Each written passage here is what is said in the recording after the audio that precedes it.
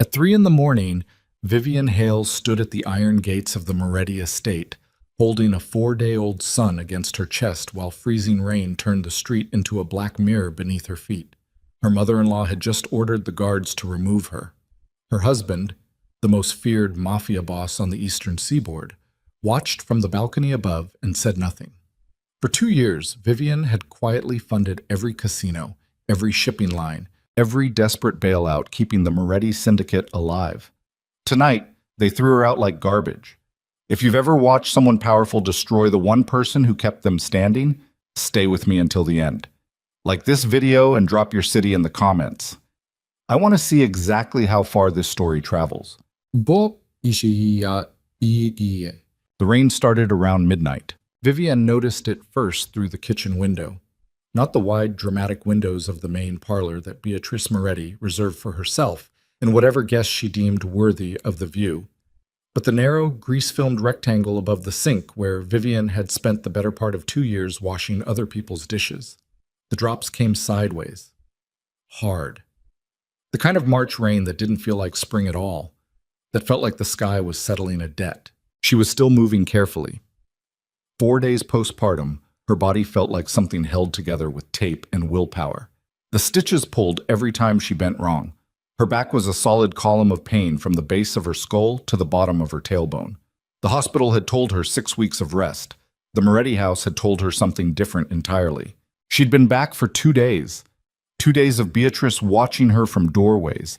2 days of Bianca making comments about the baby's weight, the baby's complexion, the baby's resemblance to Damiano, as if she were conducting an audit rather than meeting her nephew. 2 days of Damiano's empty chair at the dinner table, his absence explained each time by a different aide with a different excuse that all amounted to the same answer: he was not coming. The baby's name was Marco. She had named him herself in the hospital, with no one beside her except a night shift nurse named Gloria, who smelled like coffee and kept squeezing her shoulder and saying, "You did good, honey," in a way that made Vivian want to cry, and also made her feel like crying would be giving something away that she couldn't afford to give. Marco was asleep now. She'd put him down in the small room off the east corridor, Marseille. Not the nursery that Beatrice had decorated with professional designers and then locked, citing concerns about Vivian's housekeeping standards, but the small, climate-challenged room with the single radiator that knocked against the pipes like an old man with bad knees. She had layered him in every blanket she owned and checked his temperature 3 times before allowing herself to walk to the kitchen. She needed water, that was all. Just water. She was standing at the sink filling a glass when she heard Beatrice's voice from the hallway. Not quiet. Beatrice Moretti did not do quiet. She did volume calibrated to make the listener feel small, a skill honed over 63 years of wielding influence inside a world that granted it to her only through the men she'd attached herself to, and then kept by being more ruthless than any of them. She has no function here. Beatrice's heels on the marble floor. The child is questionable at best, and she has always been a weight around Damiano's neck. A pause. A lower voice that Vivian recognized as Paolo, Beatrice's personal aide. The Don hasn't given instruction.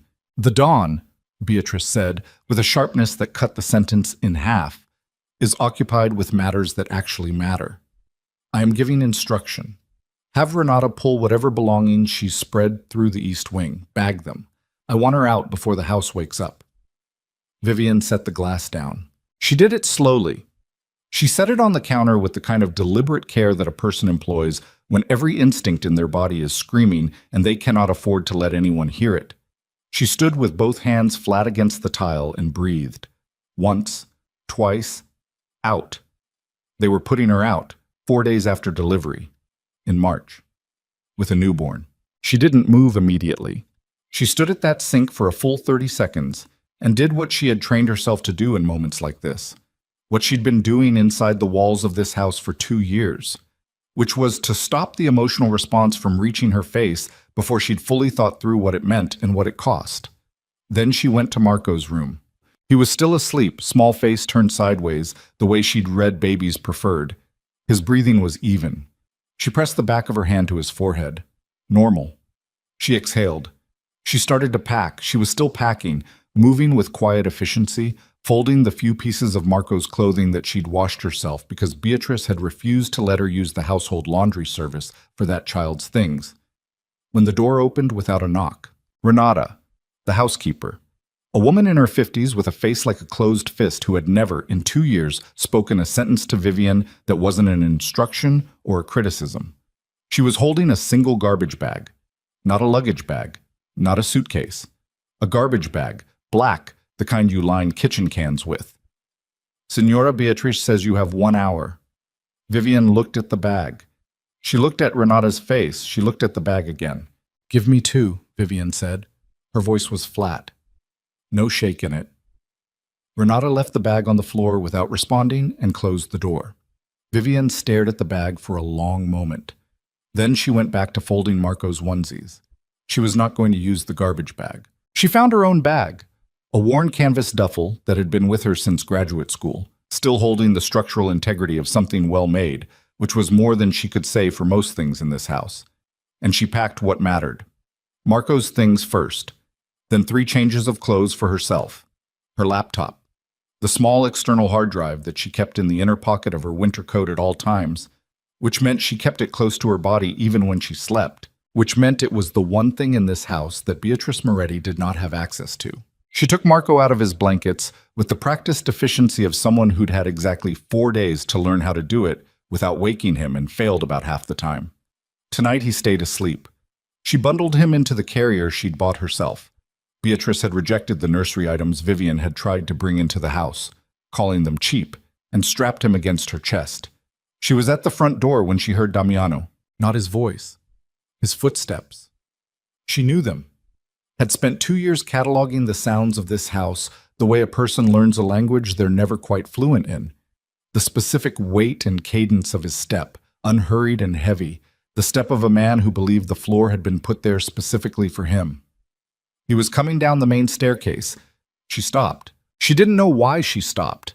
She told herself later that it was habit, that the body does things the mind has already stopped believing in.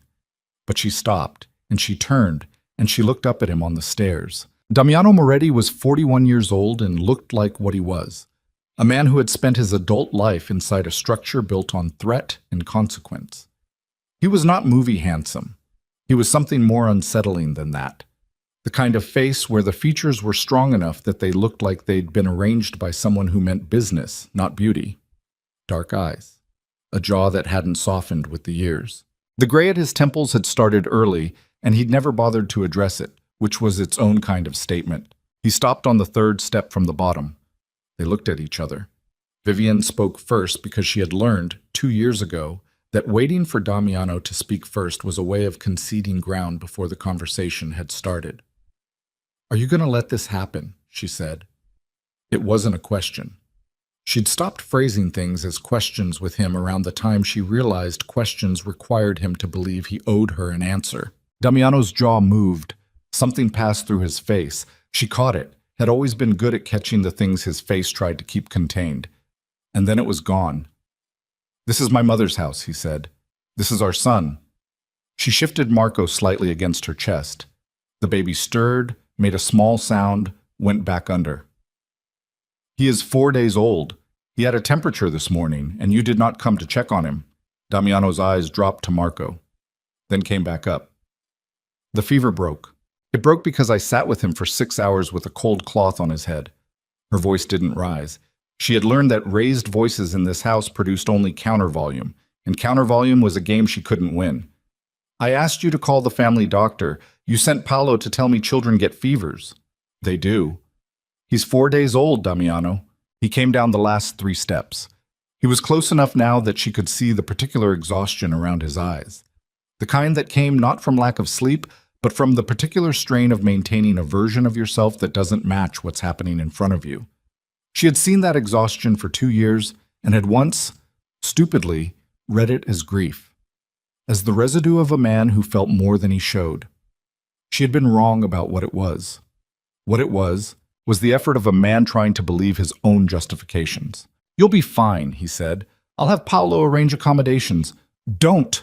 The word came out harder than she'd planned. Don't make this administrative. You're standing here watching your mother throw your wife and your 4-day-old son out of this house at midnight in March, and you're talking about accommodations. Something crossed his face.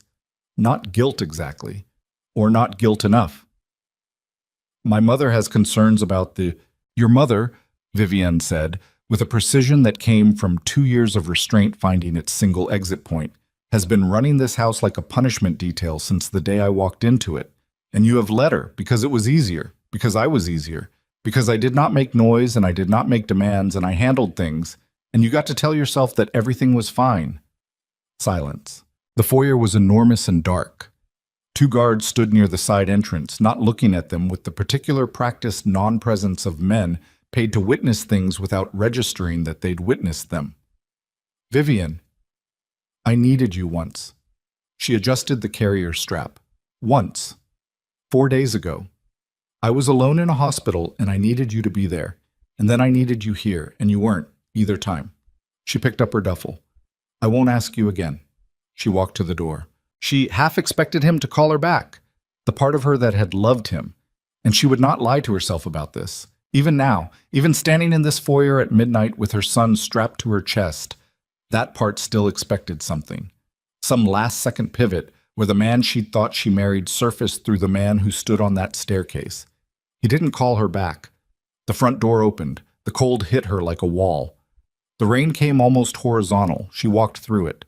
The guards at the gate didn't look at her face when they operated the mechanism. The iron panels swung open with the particular slow arrogance of expensive machinery, then closed behind her with a sound that was less like a door and more like a period at the end of a sentence. She stood on the sidewalk. The street was empty. The rain was extraordinary. The kind of rain that makes the world look like it's being processed. The lights from the estate blurring into long streaks on the wet pavement. The sound of it hitting everything at once, creating a kind of white noise that should have been calming and was instead just loud. She was drenched within 45 seconds. The duffel was soaked. She hunched over Marco, trying to use her own body as a roof. She stood there for a moment, just a moment, and let herself feel the full weight of it. Not the cold, not the rain.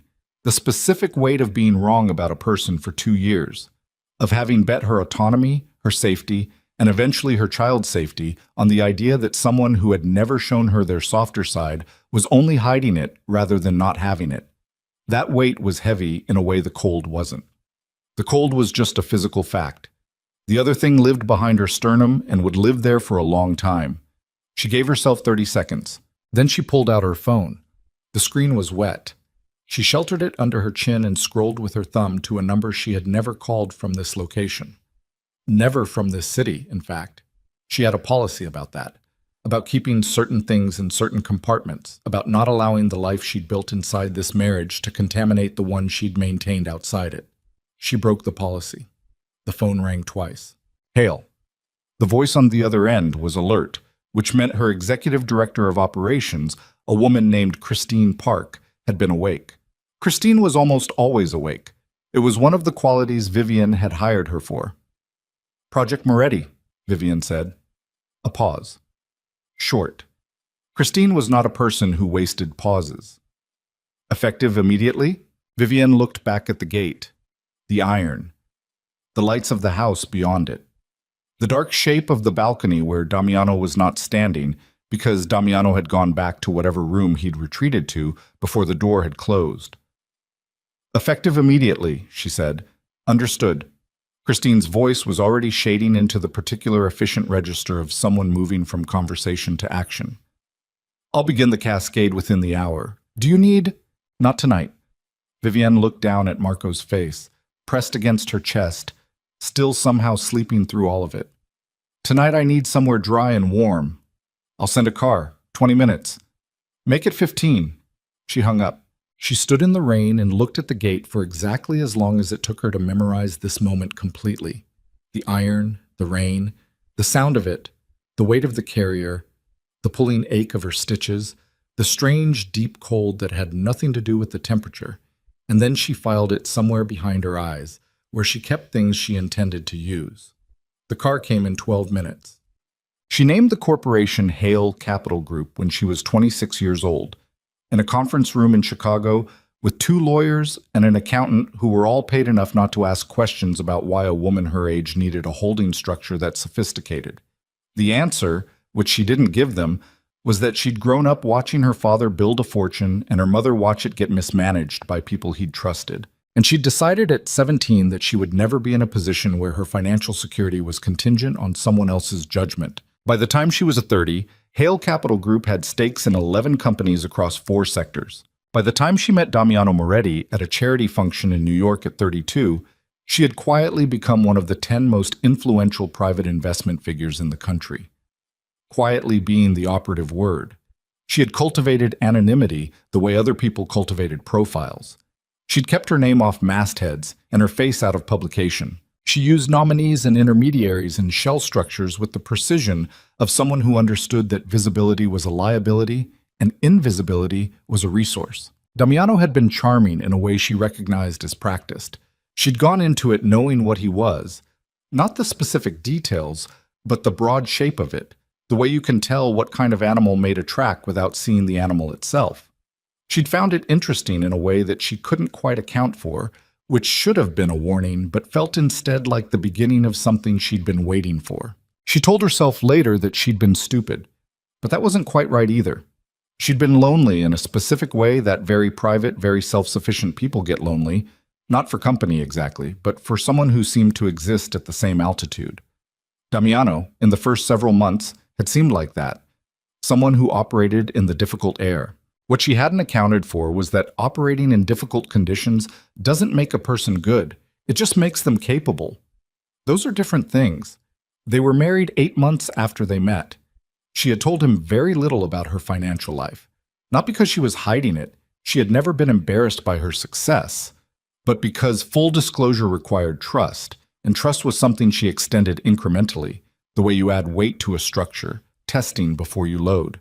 The first time she saved the Moretti Syndicate's legitimate businesses from collapse was 3 months into the marriage. It had been a shipping contract gone bad, a counterparty that defaulted at the worst possible time, a domino sequence that threatened to pull 3 of Damiano's shell companies into a liquidity crisis that would have attracted federal attention.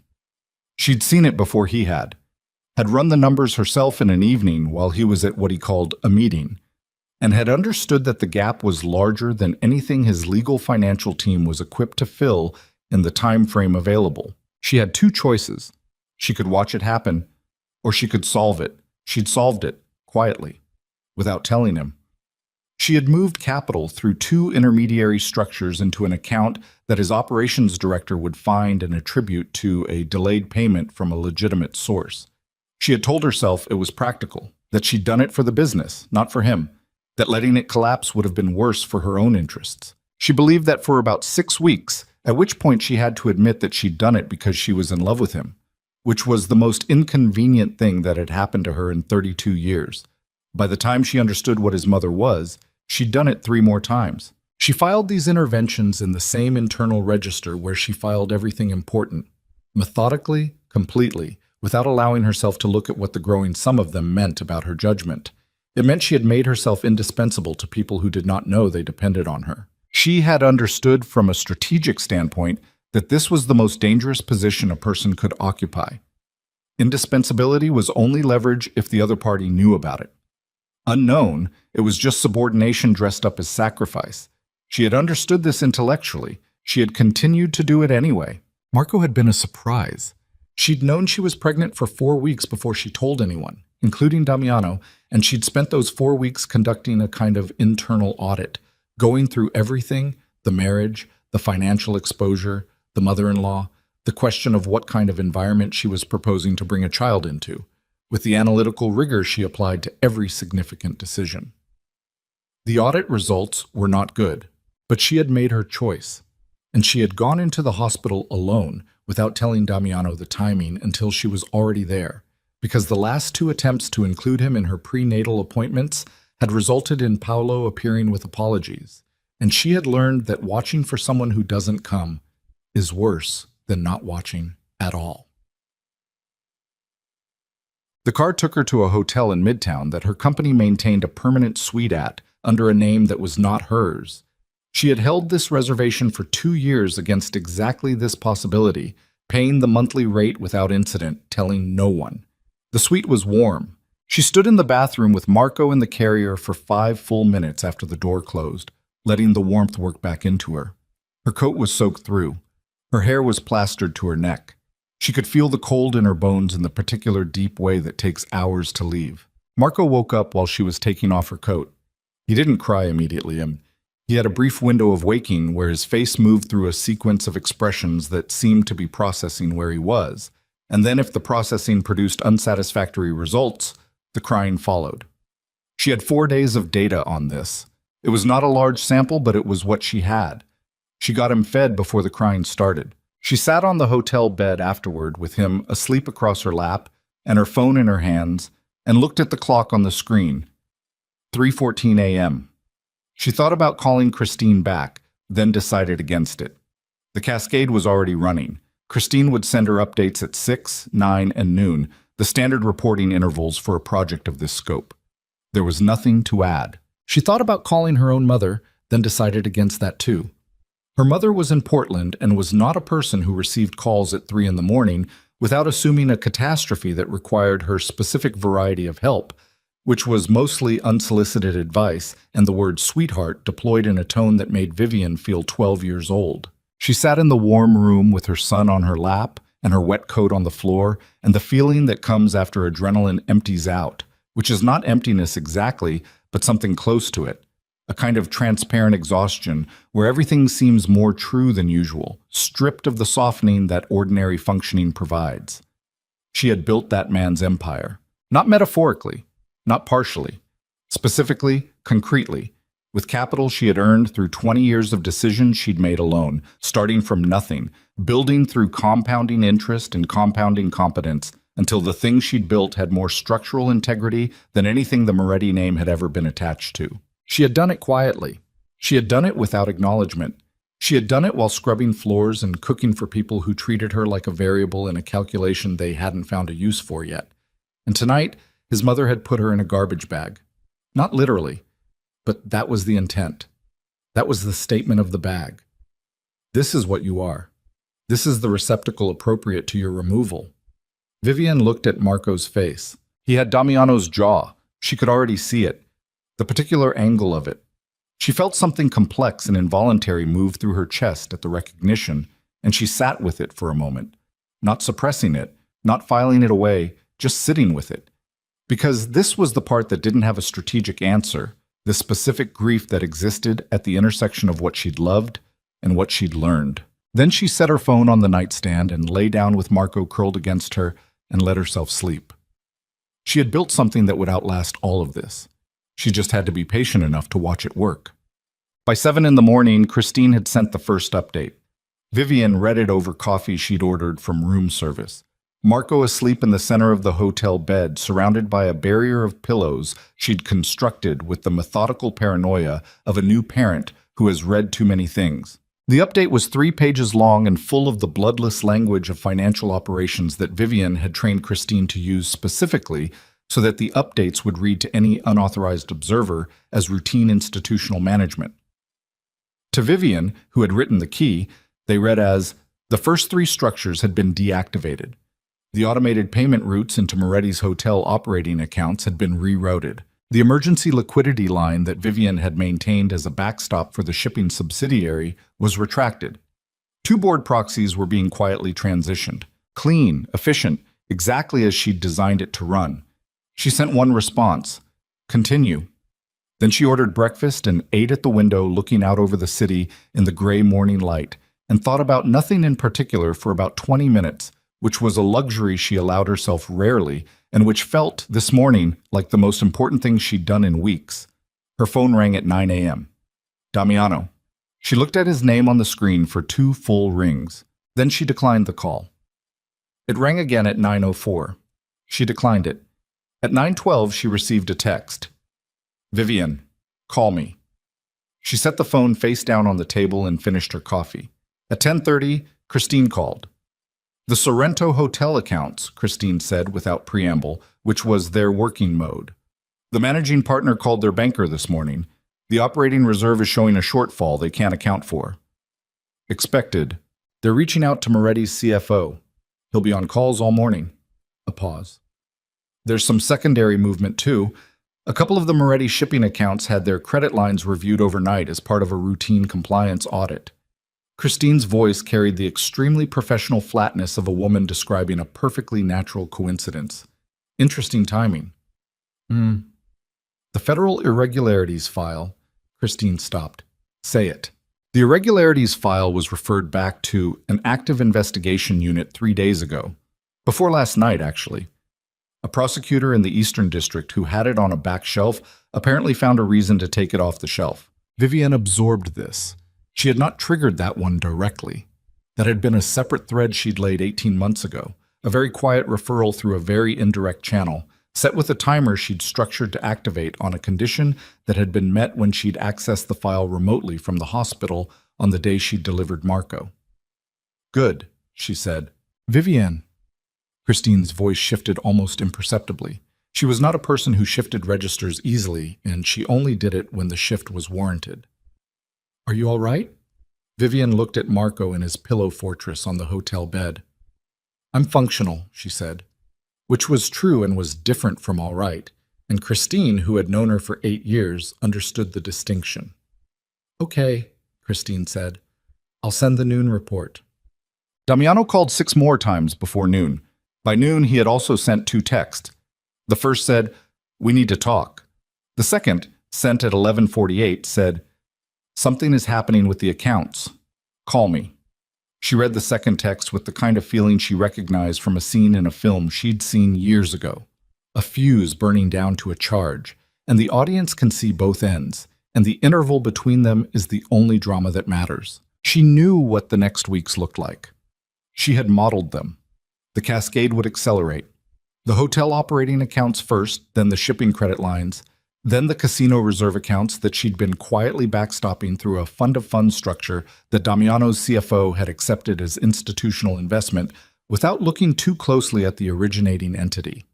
As each structure retracted, the Moretti Syndicate's legitimate business arm would begin showing holes. Small ones first, then larger, then the kind that other people started to notice.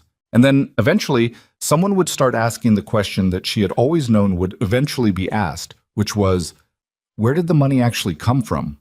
The answer to that question was going to change everything.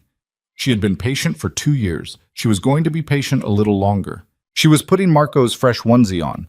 He was awake and objecting to the process, with the specific indignation of someone who cannot yet articulate grievance but has strong feelings about it.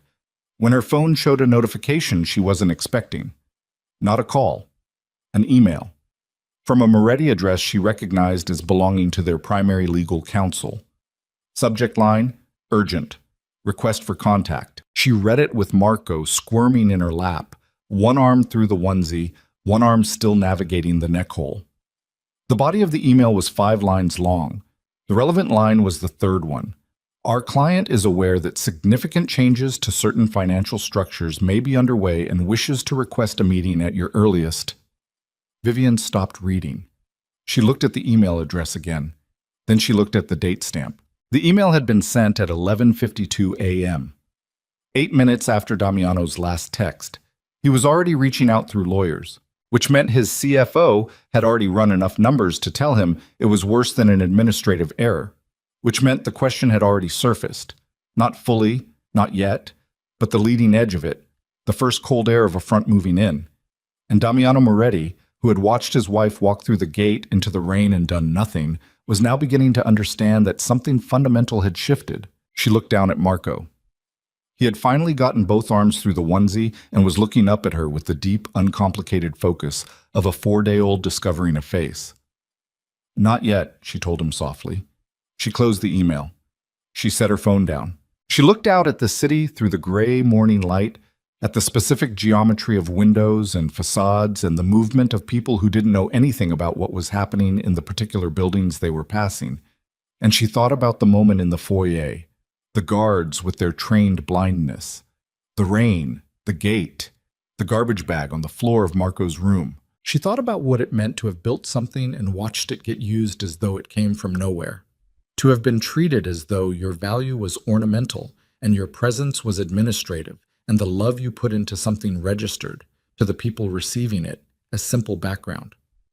She thought about the balcony. He had not even called her name. The phone buzzed. Christine, noon report. Vivian picked it up. The cascade is on schedule, the report began. At current rate, the first material shortfalls will be visible to Moretti's banking partners within 72 hours. The shipping subsidiary will reach a critical point in approximately 8 to 10 days. We anticipate first formal contact from Moretti Legal within... Vivian looked at the email still sitting in her inbox. Within approximately 12 hours, Christine's report read. 8 minutes ago, as it turned out. She set the phone down and let herself feel something that she would not have called satisfaction, because satisfaction was too simple a word for what it was. It was more like the feeling of watching a proof resolve, like standing far enough back from something that you can finally see its actual shape. The Moretti empire was not going to collapse today. It was going to take weeks. The slow unraveling was the point. It needed to be visible, not sudden. Needed people to watch it happen and ask questions and reach their own conclusions about what the questions meant. That was how you made it permanent. Quick destruction was recoverable. Methodical erosion was not. She had built this man's empire one invisible intervention at a time. She was going to take it apart the same way. She got up from the hotel window and went back to Marco, who was lying in the pillow fortress looking at the ceiling with an expression of profound philosophical contemplation. And she picked him up and held him against her chest and stood at the window for a long time, watching the city, feeling the weight of him, thinking about the shape of what came next. She did not think about Damiano. She had given herself last night for that.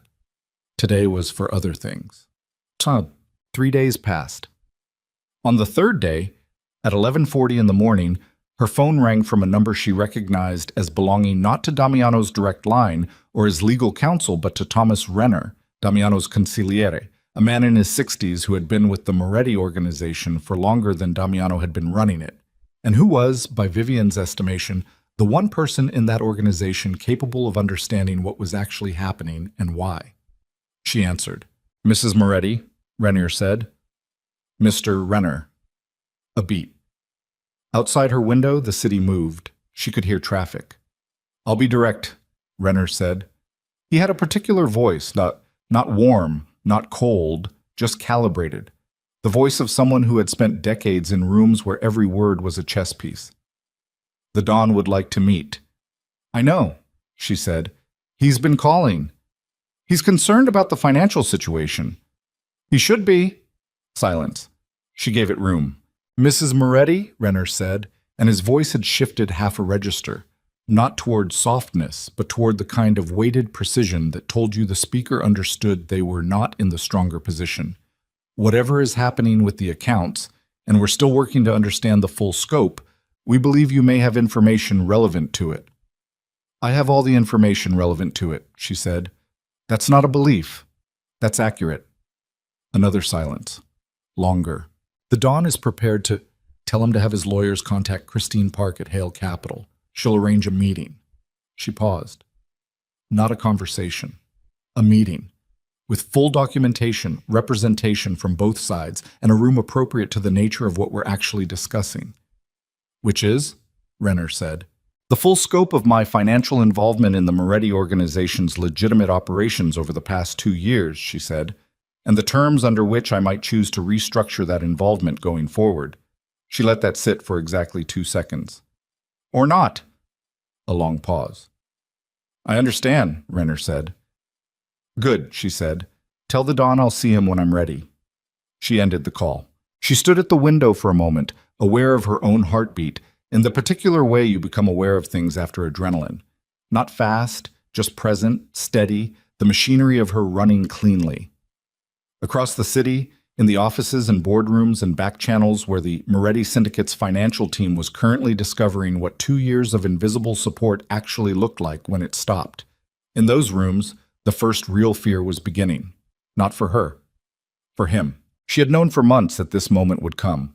She had prepared for it the way she prepared for everything, thoroughly, patiently, without sentimentality. What she had not prepared for What she found herself thinking about in the quiet hour before Marco's afternoon feeding, sitting in the hotel room with the city outside and the silence inside, was the particular way grief and strategic clarity could coexist in the same body.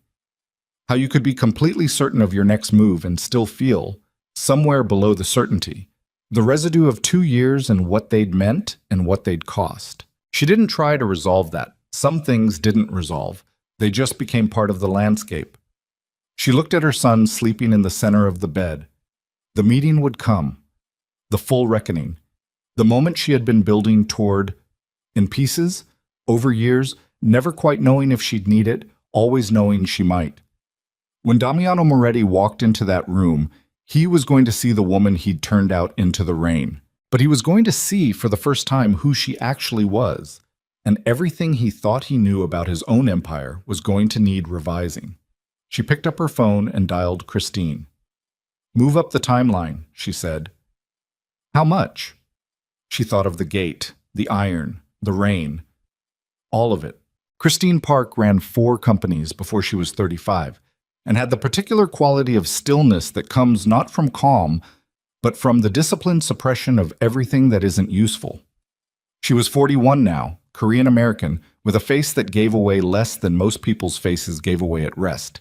And she had worked for Vivian Hale for 8 years on the foundational understanding that the job required discretion, precision, and the ability to execute decisions that had already been made without reopening them for discussion. She was standing in the hotel suite's small sitting room when Vivian ended the call with Renner, and she had the noon report open on her tablet, and she did not ask what Vivian had decided because she had heard enough of the call to know. "All of it," Christine repeated. "Not a question, just processing." "All of it." Christine made a note. 1 line. Her handwriting was small and exact. "That accelerates the casino exposure by about 6 days. The Calabrese line will go visible before the shipping accounts." "That's fine." "The Calabrese exposure is bigger. It'll make more noise." "I know." Christine made another note. "Renner will go back to Damiano within the hour. What do you want him to find when he does?" Vivienne was at this window. She didn't turn around. "Nothing new. Let the numbers speak first. I want him looking at spreadsheets before he looks at me." "Understood." Christine closed the tablet cover with the quiet click of someone who knows a conversation is finished. "I'll have the full documentation package ready for legal review by end of week. Everything. The originating structures, the transfer records, the proxy arrangements, every intervention dated and sourced. 2 copies, one for our counsel, one in the safe deposit at 7th Avenue. Done." Christine paused. The rare kind, the kind that meant something was coming that she'd been deciding whether to say. "Vivian." "Say it." "The baby. Do you have what you need here? Because if you need staff or a nurse or..." "I have what I need." Christine nodded once and let it go. That was one of the things Vivian had hired her for. After she left, the room was quiet except for Marco, who was awake in his pillow arrangement and conducting what appeared to be a thorough investigation of his own hands. Vivian stood at the window another minute, then turned and went to him and sat on the edge of the bed and watched him for a while without touching him. Just watching, the way you look at something that exists outside the range of everything difficult, something that is simply and completely what it is. "Okay," she said quietly. To him or to herself, it didn't matter. She picked up the phone and called her lawyer. Across the city, in the 43rd floor office of the Moretti Group's financial headquarters, a room with a view that had been selected specifically to convey dominance, Damiano Moretti was listening to his CFO explain, for the 3rd time, a problem that was not getting smaller. The CFO's name was Gerald Fitch. He was 53, bald in the way that happens when the hair gives up rather than recedes. And he had spent 20 years managing the legitimate face of the Moretti operation with the professional dedication of a man who had decided long ago that the best way to avoid moral crisis was to not look directly at the thing he was managing. He was not a bad accountant. He was, in fact, an excellent accountant, which was why what he was telling Damiano was particularly bad. "The Sorrento accounts," Gerald said, with the measured delivery of someone diffusing a device, "show a withdrawal of operating reserve going back 14 months. Not a single withdrawal. a structured series of drawdowns from what we logged as a standing institutional investment. When I tried to trace the originating entity, he stopped. What? The originating entity is a holding structure, Delaware-based. The name on the structure is Hale Capital Group. The room was quiet. Renner, who was standing to the left of Damiano's desk with his arms at his sides and his face doing nothing in particular, said, "How many structures?" "That we've identified so far?" 9. Gerald set a folder on the desk. "But the pattern suggests more. The documentation is—" He paused, hunting for the right word. "Sophisticated. Whoever set this up knew what they were doing. The structures are layered. The connections aren't visible in standard review. I only found them because I went back 14 months looking for anomalies and cross-referenced 4 different account systems simultaneously." Damiano had not moved since Gerald started talking. He was sitting behind his desk with his hands flat on its surface and his eyes on the folder. He had not opened it.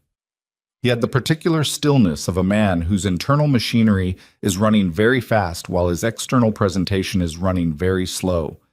The specific stillness of someone deciding, in real time, what this means and what it costs. "Hale Capital," he said. His voice was neutral, controlled. "Yes." "Vivian's name is Hale." "Yes." Silence. Renner spoke. "The call I had this morning, she confirmed involvement. She said she had all the information relevant to it. Those were her words." Damiano looked at Renner for the first time since the conversation started. "She's been funding us," he said. Not a question. He was saying it out loud to hear if it was real. "Funding the legitimate operations," Gerald said. "The legal entities. The hotels, the shipping subsidiary, the casino corporate structure. I can't speak to... I wouldn't have visibility into..." He stopped himself. "How much?" Damiano said. Gerald opened the folder. His finger ran down a column of numbers. He reached the bottom. He looked up. "That I've confirmed so far," he said, "approximately 63 million. The number sat in the room like an object. Damiano's jaw moved. He looked back at the folder. 63 million, he said. "That's conservative. I need another 2 days to complete the full audit. The actual figure could be..." "Get out," Damiano said. Gerald closed the folder and got out with the speed of a man who understood that the instruction was not directed at him personally, but that the proximity was dangerous regardless. He was through the door in under 15 seconds. Renner stayed. He stayed because Renner had been in this organization since before Damiano ran it, and because there was an unspoken arrangement between them that some conversations required a witness, even if the witness said nothing, especially if the witness said nothing. Damiano stood up. He walked to the window. 43 floors of city below him, gray afternoon light, the geometry of buildings and traffic, and the ordinary movement of people who did not know anything about what was happening in this room. He stood there for a long time. "She never said," he said, quietly, almost to himself. Renner said nothing. 2 years. Damiano's hand went to the window frame. His knuckles were tight. "She was in my house. She was..." He stopped. "She never said a word." "No," Renner said. "Why?" It came out rough, not rhetorical. He was actually asking. Renner considered the question with the care of someone who has spent 4 decades in rooms where careless answers cost things. "That's something you'd have to ask her." Damiano turned from the window. His face had moved through something and come out the other side, and what was left was not readable in any simple way. Not anger exactly, not guilt exactly, but something that contained both and was larger than either. "My mother," he said. Renner's expression shifted 1 degree. "My mother did this," Damiano said. "The eviction. She did it without telling me the timing. I knew there were tensions, but I didn't..." He stopped again. He had a habit, Renner had noticed over years, of stopping in the middle of self-justifications as if catching himself in them. "I should have been there. When Vivian delivered. I should have been..." "Yes," Renner said, plain. No inflection. Damiano looked at him. It was the kind of look that in another man might have preceded an angry response. But Damiano was not another man, and he knew, somewhere that still functioned with honesty, that Renner's flatness was the most accurate response available. "Set up the meeting," Damiano said. She said she'll meet when she's ready, not on our timeline. Then tell her I want Damiano. Renner never used his first name. Damiano went still. She has $63 million of documented investment in your operations, a newborn you threw into the rain 4 days ago, and a legal team that is currently, I would estimate, building a case that would be extremely uncomfortable for this organization. He paused. She'll meet when she's ready. Damiano said nothing. Renner crossed to the door, then stopped, turned back. One more thing, he said. Your mother is in the building. She came in through the garage about 40 minutes ago. She's waiting in the second-floor reception. Damiano's eyes closed for a fraction of a second. Of course she is. What do you want me to tell her? Nothing. He turned back to the window. Send her up. Well, Beatrice Moretti moved through rooms like she owned them, which was a quality she had cultivated so long it had become genuinely unconscious. She was 63, compact, with the particular elegance of a woman who had turned presentation into armor so long ago she'd forgotten it was armor. She wore it well. She wore everything well. It was perhaps the central fact of her life. She came into Damiano's office without knocking. She never knocked. She had not knocked on a door in this organization in 30 years and had no intention of starting. Damiano was still at the window. He did not turn when she entered. I heard about the accounts, she said. Her voice was even, a little careful. The voice of someone who has assessed a room before entering and understood that the temperature is different than expected. Did you? Gerald is being dramatic. These things happen in... How much did you know about Vivian's finances? A pause. Not long. But there. She kept her financial affairs private. That was always... That's not what I asked. He turned from the window. How much did you know? Beatrice's chin came up. It was an involuntary motion, the physical reflex of a woman who responds to being questioned with the instinct to occupy more vertical space.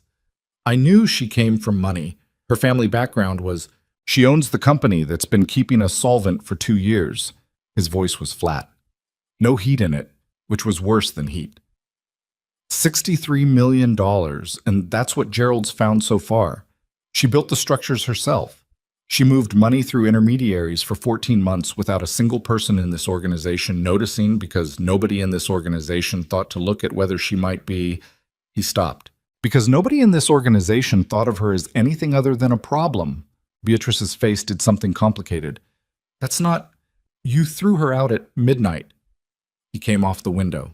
Not advancing, just moving, the pacing of a man whose stillness has used itself up.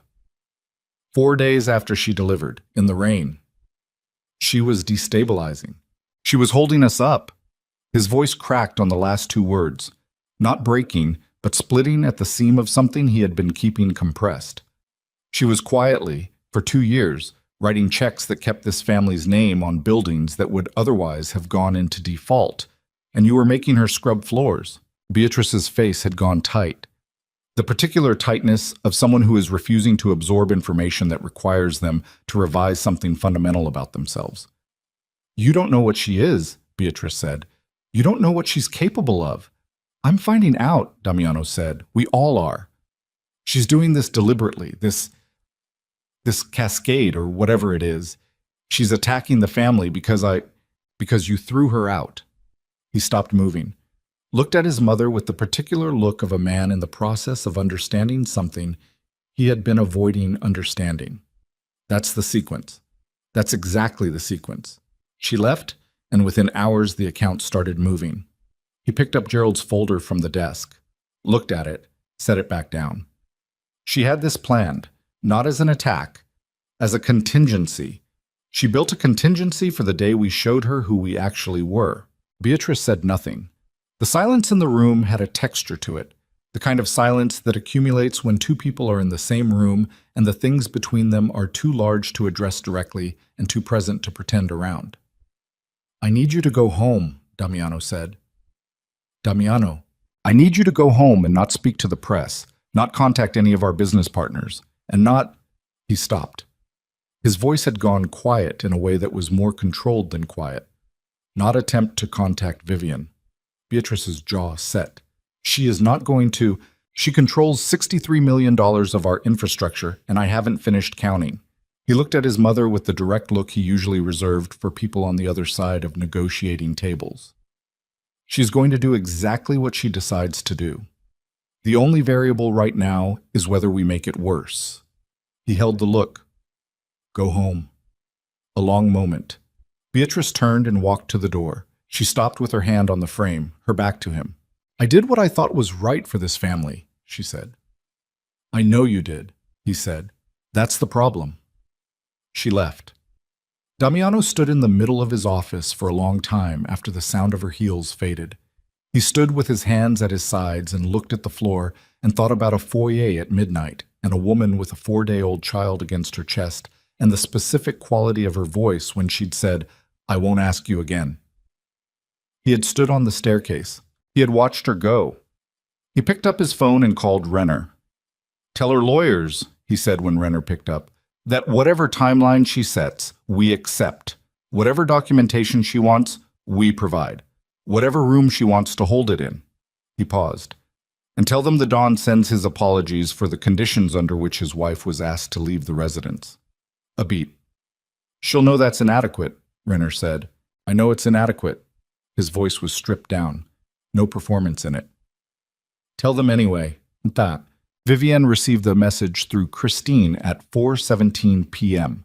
She read it once, set her phone down, fed Marco, read it again. She thought about what it cost Damiano Moretti to send an apology through a lawyer to a woman he'd watched walk out a gate in the rain. She thought about what it said that his first instinct, when the numbers started moving, was to call, not to reclaim her but to stabilize the situation. That the apology came not the morning after, not when she was standing in the rain, but when Gerald Fitch had put $63 million on a desk. She thought about Beatrice's face as she'd given the eviction order. The word worthless. She thought about Marco in a cold basement room with a fever while his father was unreachable for organizational reasons. She thought about the garbage bag. She called Christine. Tell them we'll meet in 10 days, she said, at Hale Capital's conference room on the 48th floor. Full documentation on both sides. I want their CFO, their legal counsel, and Damiano present. Beatrice and Bianca are not invited. She paused. And tell them the apology was noted. Noted as in accepted? Noted as in received, she said. There's a difference. Christine understood the difference. After she hung up, Vivienne sat for a moment in the hotel room that was not her home, in the city that contained the building she had been thrown out of, with her son who had her eyes and his father's jaw, and she let herself sit with all of it, the grief and the clarity and the thing that was not quite satisfaction and not quite grief, and existed somewhere in between, which was the feeling of being finally, irrevocably, completely yourself after a long time of being an approximation. 10 days. She was not afraid of the meeting. What she was, and she acknowledged this to herself with the same honesty she applied to balance sheets, was aware that walking into that room was going to cost her something, that seeing him was going to cost her something, that the version of this that lived in the strategic plane and the version that lived in the plane where she had loved this man for 2 years and given him a son were not entirely separate, and that the meeting would make them collide in ways she could not fully model. She had prepared for everything she could prepare for. The rest she would manage in the room. She looked at Marco. He looked back at her with the unguarded, total attention of someone who has not yet learned to look at the world sideways, and she thought, at minimum, this. At minimum, you will know that what was done for you was done without condition and without the expectation of return. That was something. It was, she thought, maybe the most important thing. Her phone buzzed. Christine again. They accepted the timeline. Damiano's counsel confirmed he will attend personally. She read it, set the phone down. Outside, the city moved. Somewhere in it, the Moretti Empire was counting its holes. And somewhere in a building on the 43rd floor, a man was beginning to understand the shape of what he'd had and what he'd done with it. 10 days. She picked up the documentation Christine had couriered over that morning. The originating records, the transfer logs, the full 2-year map of every dollar she had quietly moved into the infrastructure of a family that had never once asked where the stability came from, and she opened it to the first page. She was going to know every number, every date, every intervention. She was going to walk into that room with the entire history of what she had built and what she had endured laid out with the precision of someone who had been keeping score for 2 years, not out of malice, but out of the same instinct that made her back up her hard drives and maintain hotel reservations under other names. Because she had always known, somewhere below the hoping, that she would need it. She turned to the second page. She started to read. And 3 miles away, in a building she had quietly kept from failing twice in the last 18 months, a junior analyst named Derek Solis was running an overnight reconciliation audit when he found a third account cluster that Gerald Fitch hadn't seen yet, and the number at the bottom of that cluster's total column made him sit back in his chair and look at the ceiling for a full 30 seconds before picking up his phone to call his supervisor. The number was not 63 million. It was not even close to 63 million. And when Gerald Fitch saw it at 7 the next morning, he would understand, for the first time, the actual scale of what Damiano Moretti had been given and had not known he was holding. Gerald Fitch did not sleep that night. He sat in the analyst bullpen on the 39th floor with Derek Solis and a pot of coffee that went cold around 2 in the morning and a spreadsheet that kept growing the longer they looked at it. Derek was 26 and had the specific quality of a person who has just discovered that the thing he thought he understood is actually much larger than it appeared, which expressed itself as a kind of stunned, methodical silence. He kept running the queries, kept cross-referencing, kept adding rows to the master document without speaking, because speaking would have required him to say out loud what the numbers were saying, and he wasn't ready to do that yet. Gerald was ready. Gerald had been ready since 7 p.m. when he'd first seen the third cluster. Being ready didn't make it better. The third cluster alone was 41 million. The fourth, which Derek found at 11:30, was 28. By 2 in the morning, they had 7 clusters and a running total that sat at $146 million, and Gerald was fairly certain they hadn't found everything yet. He called Renner at 2:12. Renner answered on the second ring, awake, which told Gerald that Renner had been expecting a call of some kind, which told Gerald that the people above him in this organization already understood, at some level, that the ground had shifted. He gave Renner the number. Renner was quiet for a long time. 146, he said. Conservative. We need 2 more days to complete the audit. Another silence. Does the Dawn know? I'm calling you first. Keep it that way until morning.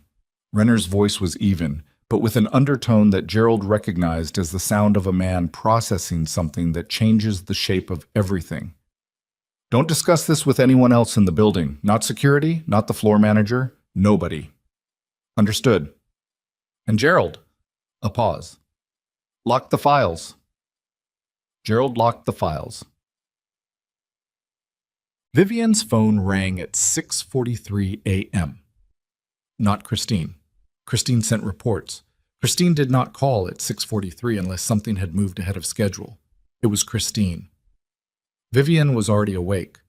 Marco had decided that 5:30 was a reasonable time to begin the day, and she had been sitting with him in the gray pre-morning light doing the feeding and thinking combination that had become the structure of her early hours. And she answered on the first ring. How big? Vivian said, because Christine calling at this hour meant one thing. They found the third and fourth clusters last night. Christine's voice was careful. I had a contact inside the building monitoring their internal systems. They're at 146. Vivian was quiet. Vivian, I heard you. That's before they find the fifth cluster. And the Meridian arrangement. A pause.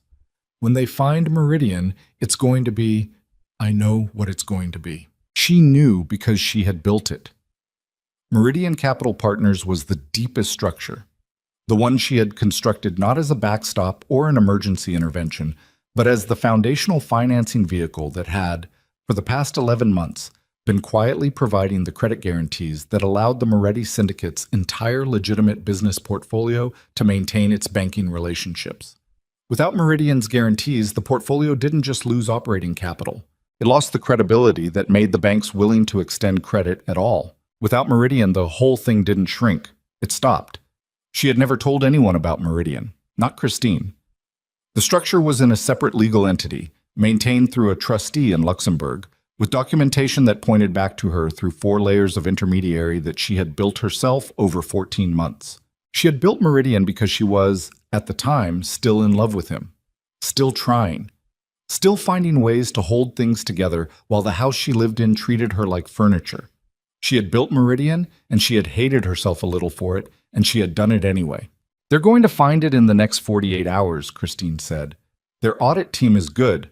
Not as good as you, but good enough. A pause.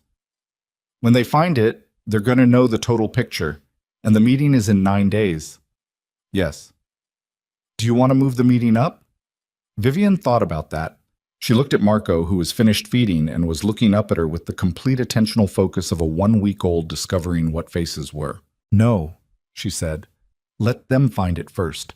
I want them to have the full number before they walk into that room. Okay? Christine paused again. The third pause of the conversation, which was 2 more than Christine usually needed. There's something else. Vivian went still. I received a call this morning early, 4:58 a.m. Christine's voice had shifted into its most controlled register, which meant what was coming was something she had been deciding how to say. From a blocked number, the caller identified themselves as a source inside the Moretti organization. They said, a short stop. They said Beatrice Moretti has been in contact with a man named Vincent Kalo. The name landed in Vivian's chest like a dropped weight. She knew the name. She knew it the way you know the names of things you've researched.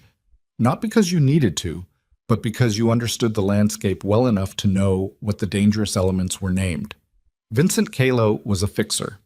Specifically, the kind of fixer that operated in the space between the Moretti organization and 3 or 4 other organizations that would have very clear interests in the Moretti situation destabilizing further.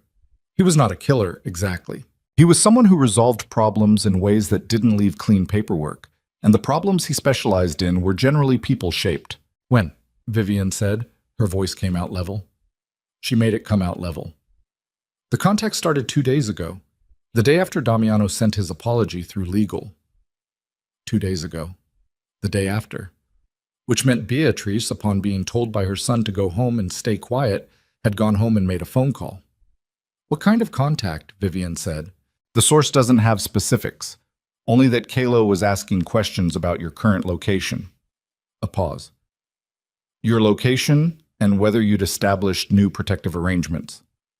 The hotel. Vivian stood up from the bed.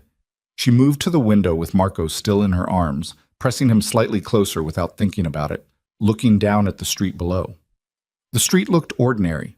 Morning traffic beginning, a food delivery truck double parked, a woman walking a dog. She looked anyway. How reliable is the source? Vivian said. I don't know. I've never heard from them before. The call could be real. It could be designed to destabilize your position before the meeting. Christine's voice was precise. Both possibilities need to be taken seriously. Yes. Vivian turned from the window. She was already running the calculation. The hotel was registered under a holding name, but the holding name was connected to Hale Capital, and Hale Capital was now, after the past week, a name that anyone doing research on Vivian would find. The obscurity that had protected her was the obscurity of irrelevance. She was no longer irrelevant. I need to move, she said. I have a property in Westchester, not connected to any Hale entity. I purchased it personally 4 years ago under my name. Nobody in the Moretti organization has any reason to connect it to you. How fast can you get me there? Car can be downstairs in 40 minutes. Vivian was already moving to the closet. One-handed, Marco against her shoulder. Make it 30. Done. A beat. Vivian, do you want me to contact Damiano's people? She stopped. It was a reasonable question. If Beatrice was operating outside Damiano's knowledge, and the timing suggested she was, given that the contact started the day after he'd sent the apology, which read like a move made specifically because he was moving toward reconciliation, then Damiano had an interest in knowing. It was also possible that telling Damiano meant telling the organization, and the organization's containment of information was not something she trusted. Not yet, she said. Not until I'm out of this building and settled. Understood. She hung up and packed in 28 minutes. She called Renner herself from the car. She had decided on this in the elevator coming down, running the options against each other with the particular cold efficiency that kicked in when the calculation involved her son's safety. Renner was the safest vector into the Damiano side of this. He was not Damiano's yes man. He was the one person in that organization she had assessed over 2 years of proximity as operating with genuine independent judgment. He had told Damiano the apology was inadequate. He had ended their call with the precision of someone managing a situation rather than managing optics. He answered immediately. Mrs. Moretti. Is Damiano with you? A brief pause. No, should he be? I need you to hear this first and decide what to tell him. She was watching the city move past the car window, the particular quality of attention that comes when you're scanning and pretending not to. Do you know a man named Vincent Callow? The pause this time was longer. Longer meant yes. Where did you hear that name? Renner said. His voice had gone flat in a way that was different from his usual flatness. This was the flatness of alarm, which in a man like Renner expressed as the complete removal of all inflection. I received information this morning that Beatrice has been in contact with him, 2 days, asking about my current location and whether I have security arrangements in place. Silence. She waited. When did you receive this information? Renner said. This morning, sources unverified. I'm treating it as credible until I have reason not to. Another silence. Longer than the last. She could hear him thinking, or the thing that passed for thinking in a man who made decisions the way Renner did, which was less a process and more a reckoning, rapid, largely internal, arriving at conclusions that were presented fully formed. Are you in your current location now? He said. I'm in transit. Good. Stay in transit until you've reached wherever you're going. A pause. And give me 6 hours. What happens in 6 hours? I find out whether the information is accurate. His voice was very level. If it is, this becomes a different kind of problem. She understood what he meant. If Beatrice Moretti had contacted a fixer of Calot's type without Damiano's knowledge, it wasn't just a family dispute escalating. It was the head of the organization's mother operating against the organization's strategic interests at a moment of maximum vulnerability, using assets that operated in a gray space between the Moretti organization and its rivals. That was not a personal problem. That was a structural one, the kind that could pull other things loose. 6 hours, she said. Don't use your phone for anything non-essential until you hear from me. She hung up. The car moved north through morning traffic. Marco slept in the carrier against her chest. She sat with her hand on his back and felt his breathing and watched the city give way to the bridge, and the bridge give way to the parkway, and the parkway give way to the green-going gray of early March in Westchester. And she thought about Beatrice's face in the foyer doorway, worthless burdens. She thought about what kind of woman, upon being told by her own son to stand down, called a man like Vincent Calot instead. The answer was the kind who had been making unilateral decisions for so long that the concept of being overruled had stopped registering as a real constraint. The kind for whom family loyalty and personal control had been synonymous for so long that she couldn't distinguish between protecting the family and protecting her own position within it. The kind, Vivian thought, who was genuinely dangerous. Not because she was calculating, because she wasn't, not fully. She was operating on reflex, and the reflexes had been calibrated in a world where she had always had the power to make problems disappear. She was, in other words, the most dangerous kind of threat, one that didn't fully understand what it was doing. Because Christine's property in Westchester was a colonial on 2 acres with a security system that Christine had updated 18 months ago for reasons that had seemed precautionary at the time. The house smelled like nobody had been in it for a while, that particular closed-air smell of rooms that have been waiting. And Vivian moved through it quickly, checking sight lines from windows, noting exits, locating the router and adjusting the security settings before she did anything else. She put Marco down in the center of the largest bed, surrounded by the travel pillow arrangement she had by now perfected, and she stood in the hallway outside the room for a moment with her back against the wall and her eyes closed and breathed. Then she opened her eyes and went to the kitchen and made coffee and sat at the kitchen table with her laptop and the documentation folder and waited for Renner's call. It came in 4 hours and 20 minutes. Not 6, 4:20. It's accurate, Renner said. She had known it was accurate. She had known from the way his voice had gone flat when she'd said the name. But hearing the confirmation did something to her chest regardless. Not fear exactly, but the physical response to a threat becoming real, which is a different thing from fear and activates different parts of the body. Tell me, she said. Calo met with a representative twice. The representative is a woman named Elise, I don't have the last name yet, who appears to have been operating as an intermediary. The asks were specific: current location, current daily routine, whether there's a child present. Renner stopped. That last part. Whether there's a child present, Vivian repeated. Yes. She set her coffee cup down, carefully, the way she'd set the water glass in the Moretti kitchen a week ago. That same deliberate care that she used when her hands wanted to do something other than what she was allowing them to do. Damiano doesn't know, Renner said. I'm certain of that. What Beatrice did? This was her move. Her call. A pause. She is going to have a very difficult conversation with her son in the next hour. Is that going to happen? I'm walking into his office when we hang up. Renner's voice had a quality in it that she had never heard before.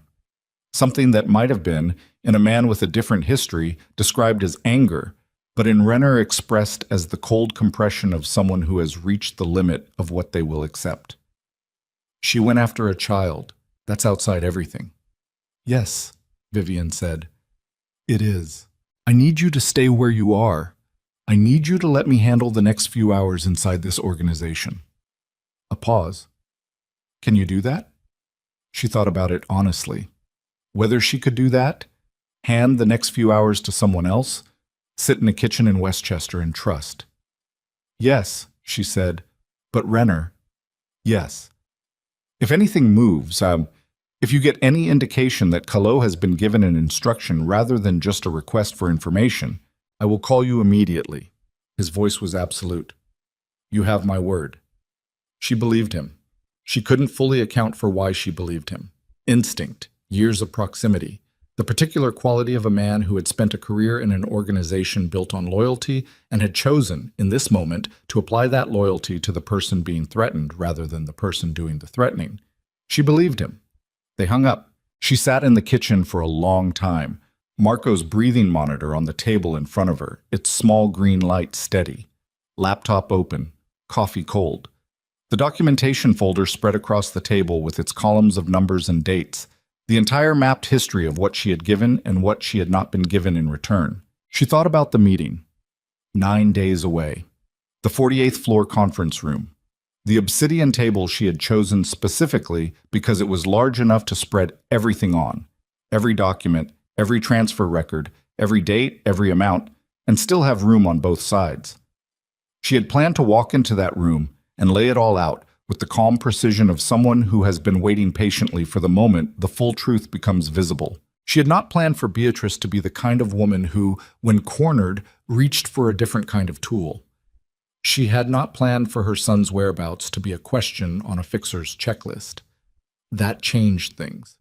Not the meeting. The meeting was still the meeting, but the shape of what had to happen before the meeting had just shifted, and the shift was significant enough that she needed to sit with it fully before she made her next move. Because what Beatrice had done was not just a threat to Vivian's safety. It was evidence. The kind of evidence that, in the right hands, with the right documentation, in the right room, in front of the right people, did not merely tilt the balance of a divorce settlement or a custody arrangement. It destroyed the Moretti family's position entirely. She reached for her phone, then stopped, because before she called her lawyer, before she called Christine, before she moved any piece on this board, she needed to think through what she was about to do and what it would cost. Not strategically, but in the place where strategy didn't fully reach.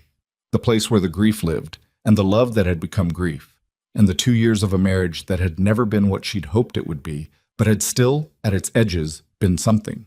Because what she held right now was enough to make this permanent.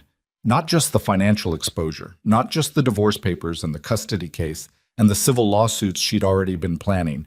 The information she now had, Beatrice's contact with Calo, the questions about the child, the timeline, was enough to walk into a federal prosecutor's office and have a different kind of conversation, the kind that ended with people in different buildings. She sat with that, the weight of it.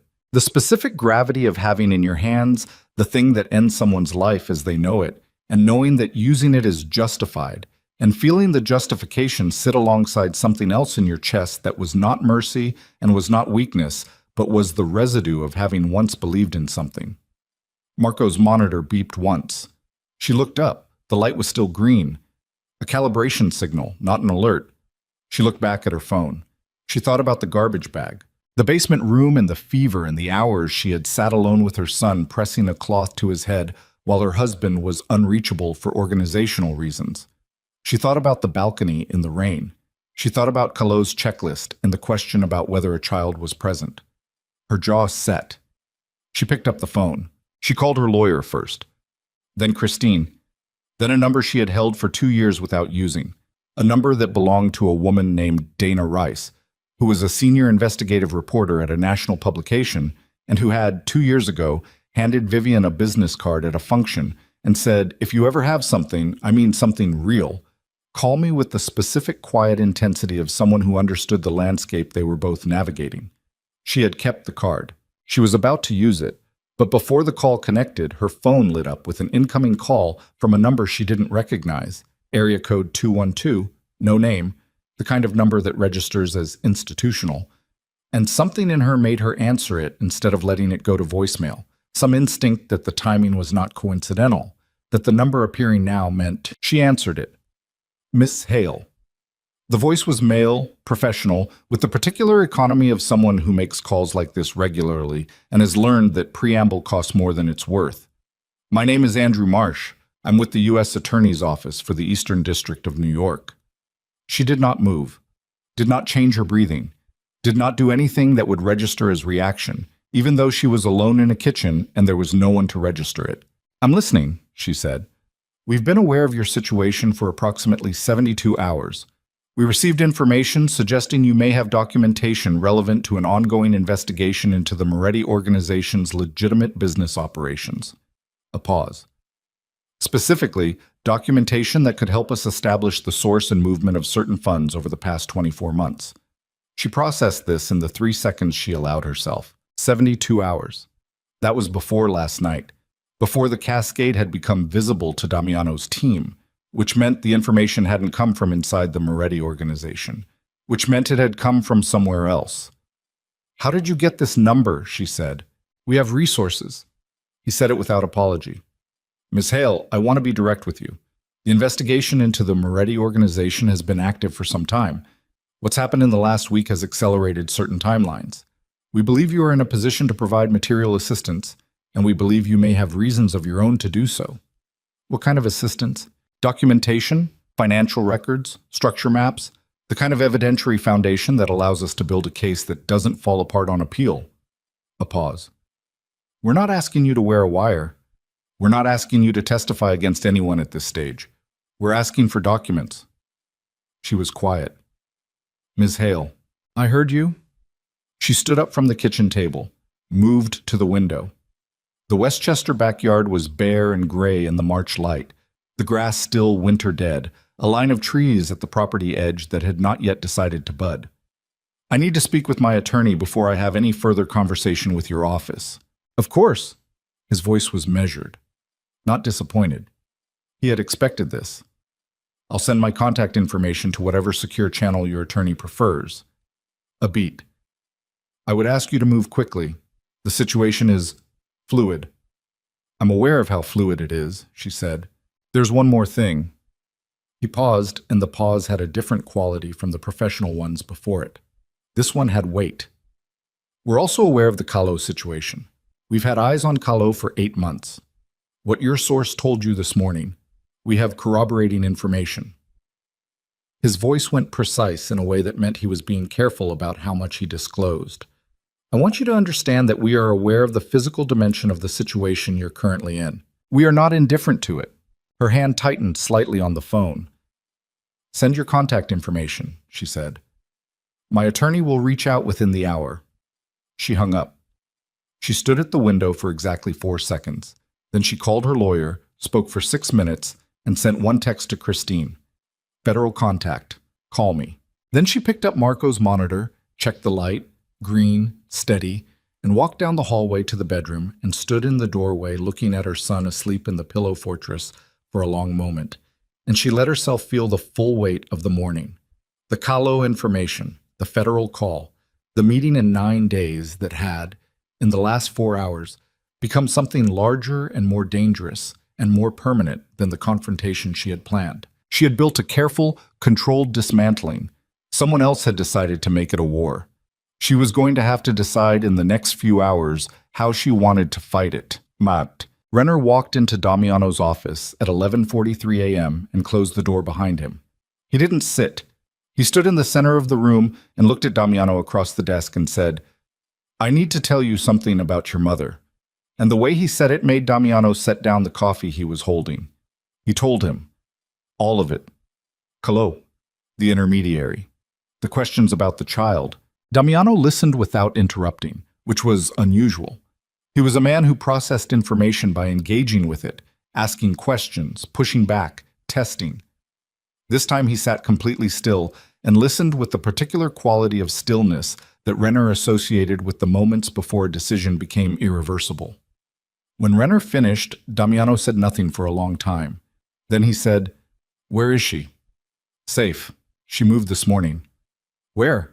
"I don't have the address." Renner held eye contact. "And if I did, I wouldn't give it to you right now. She needs to know she can trust the information flow before she lets you anywhere near her location." Damiano's jaw was a hard line. "She's my wife. She's the mother of your son and someone in your organization, someone in your family. Ask a fixer whether her child was present in her current location." Renner's voice had the quality of a blade that cuts clean because it's been kept sharp. "You don't have standing to invoke the marriage right now. You have an obligation to fix this." The word obligation landed. Damiano absorbed it. He stood up. He moved to the window. The same window he'd stood at yesterday and the day before, looking at the same city from the same height. And he put one hand on the glass and looked out and breathed, and Renner watched the breathing and waited. "Calo," Damiano said finally. "You're certain?" "I verified it myself. 2 meetings, specific questions."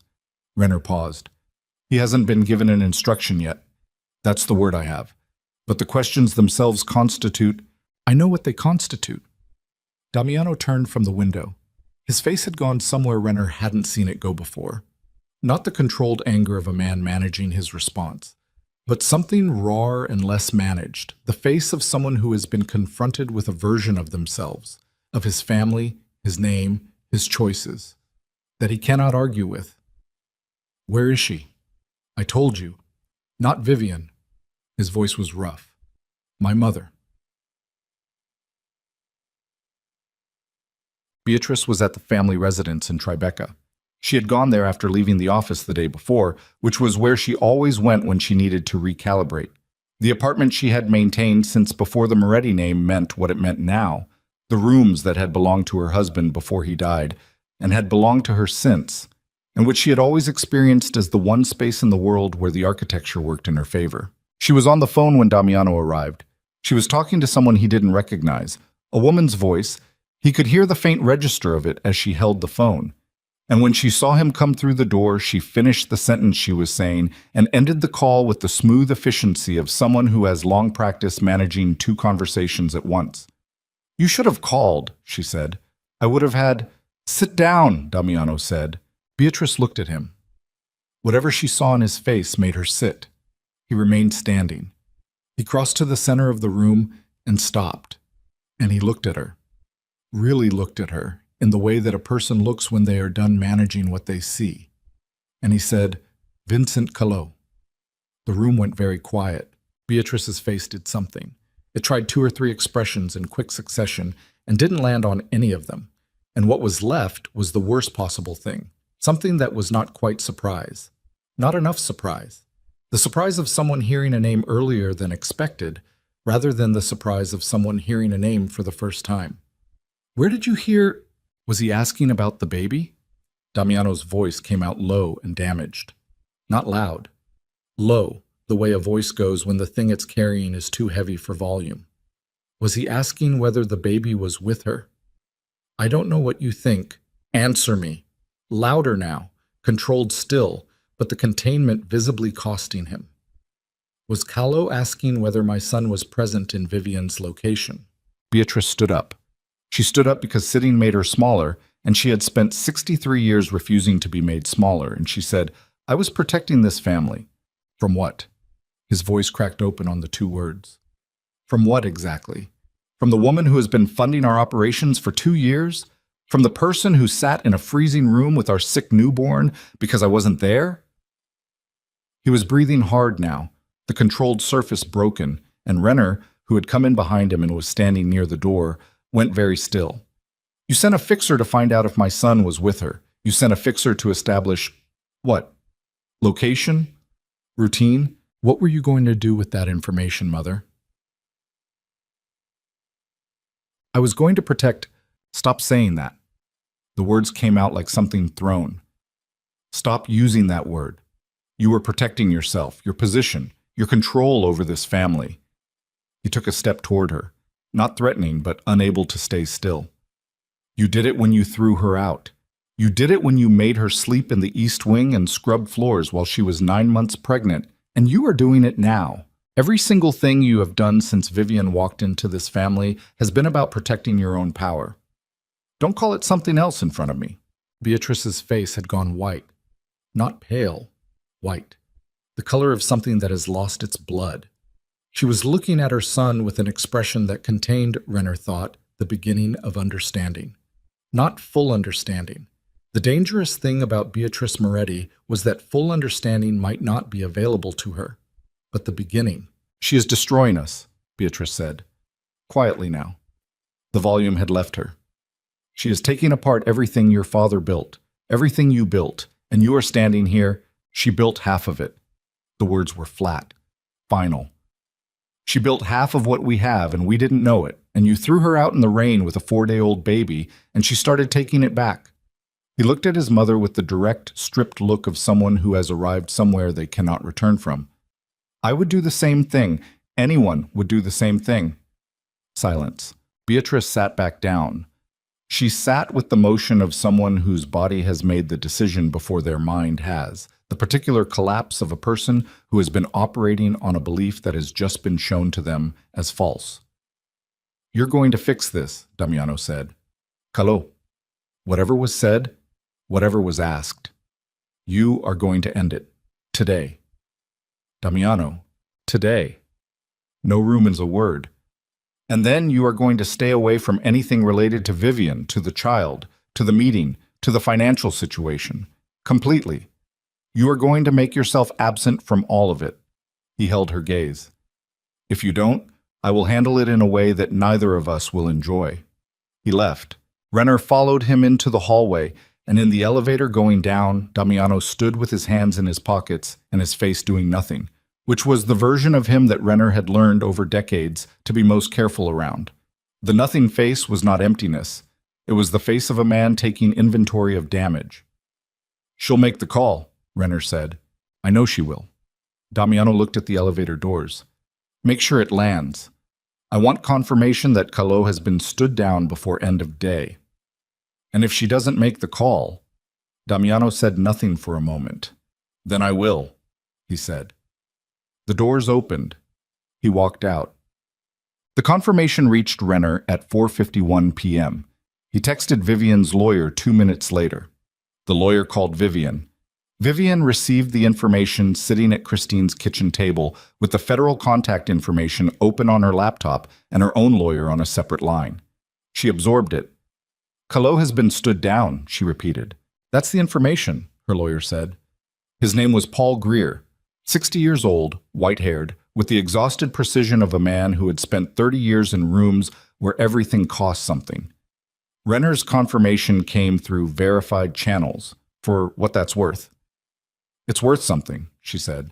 Not everything, but something. The federal contact, I know. She looked at the screen, Andrew Marsh's name and a secure email address. Give me an hour. She hung up. She sat in the kitchen with Marco asleep down the hall, and the March afternoon going gray outside and the documentation folder open in front of her, and she thought about Damiano going to his mother, about what Renner had told her through the lawyer's relay, that the conversation had happened, that Damiano had confronted Beatrice directly, that the words used had been the words of a man who had finally, concretely, seen something he could not unsee. She thought about what it would have cost him. She was not going to let it change anything. She was clear on that. The love that she had carried for 2 years had been through too much to reconstitute itself on the basis of one confrontation he'd had with his mother, even a necessary one, even a true one. Love didn't work that way, and she was not a person who let herself pretend it did. But she noted it. She noted it because it was real, and because she was a person who needed to see things accurately, which sometimes meant seeing things that complicated the clarity she needed. She called Andrew Marsh. He answered in one ring. Ms. Hale. I've spoken with my attorney, she said. I'm prepared to discuss the documentation, but I have conditions. I'm listening. 1. The documentation I provide is used to build a case against the organization's financial crimes. I am not providing evidence that implicates Damiano Moretti in any criminal activity beyond the financial. I will not be a vector for a broader takedown. She paused. If your office has separate evidence of separate crimes, that's your business, but I'm not helping build that case. A pause on his end. Professional. Thinking. That's a narrow scope, he said. Yes, I can work within it, provisionally, subject to what the documentation actually shows. 2. My son's name does not appear in any filing, any document, or any public record connected to this investigation, ever. Agreed. 3. Beatrice Moretti. She paused. Whatever the documentation shows about her involvement in the financial structures, and it shows some, I want that kept separate. I have my own case I'm building against her, civil and criminal, through channels I control. Your office doesn't touch that until I've had my meeting. Another pause. Longer. When is the meeting? 8 days. He was quiet. She could hear the particular quality of a person calculating, not numbers, but what they could give and what they needed back. 8 days, he said. Okay, we can work with that timeline. A pause. Ms. Hale, I want to ask you something directly. Go ahead. Damiano Moretti, is he, in your assessment, aware of the criminal dimension of his organization's activities? She was quiet for a moment. That's not a question I'm going to answer, she said. Not to you, not in this conversation. Another pause. Fair enough, he said. Send me the secure document transfer information, she said. My attorney will begin the upload tonight. She hung up. She closed her laptop. She sat in the kitchen for a long moment, the quiet of the house around her, the monitor's green light, the bare trees through the window, and she thought about the shape of what the next 8 days looked like.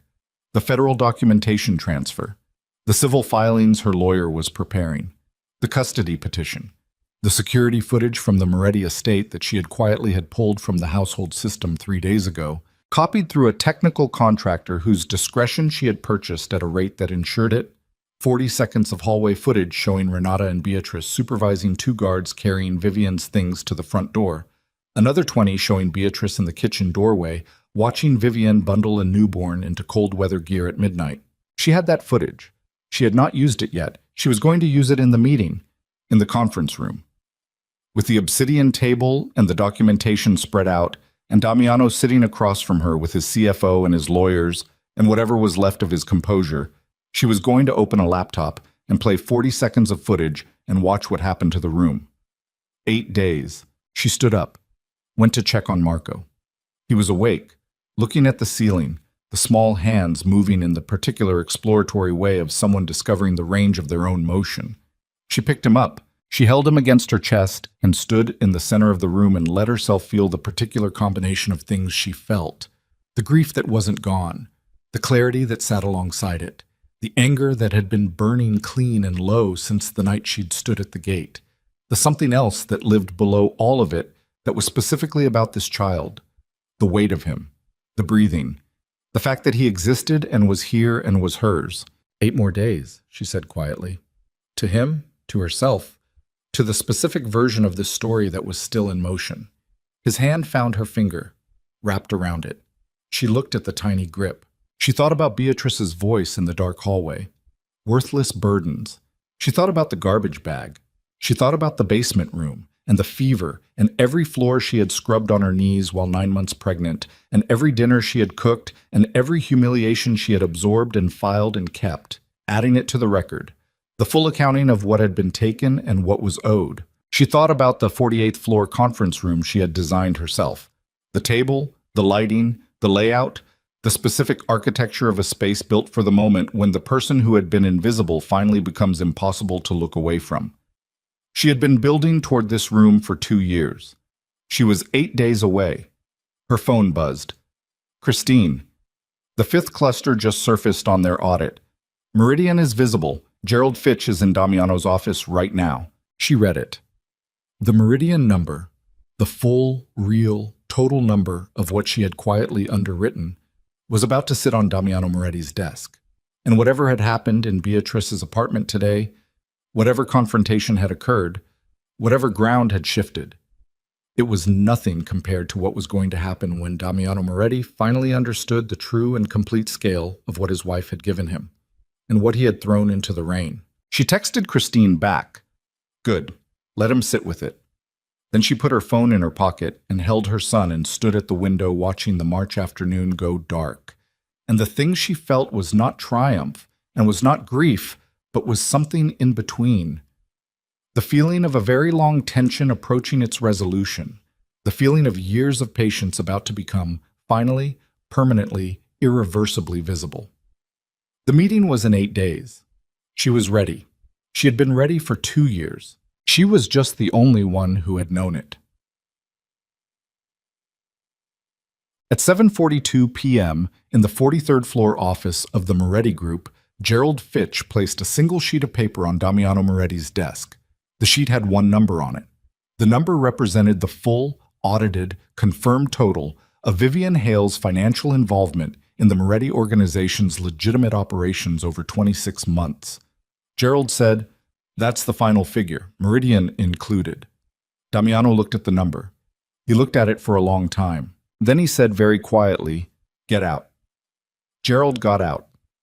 Damiano sat alone in his office with the number on the paper and the city 43 floors below and the particular silence of a man who has just seen, for the first time, the actual size of what he had been given and what he had done with it. The number was $212 million. He sat with it until the city lights came on below him, one by one, the slow emergence of light from dark that happens every evening without announcement. And he thought about a woman standing at a sink filling a glass of water at midnight while his mother gave instructions in the hallway.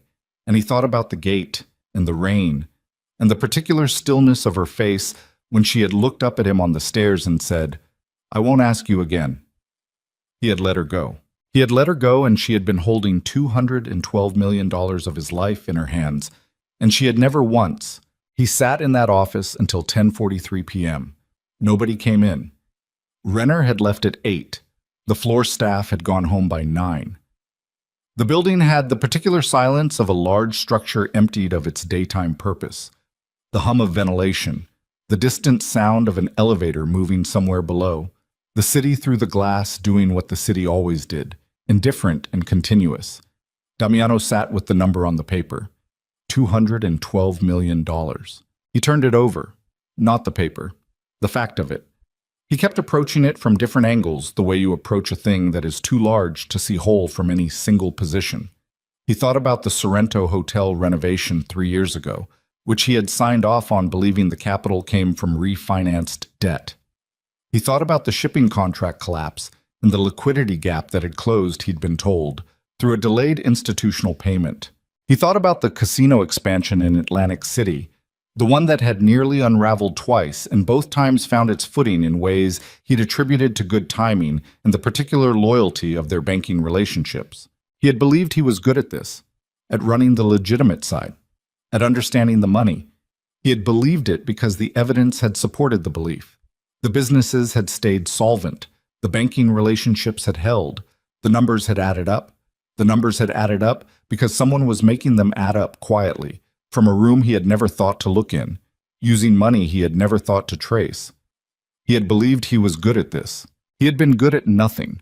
He had been held up.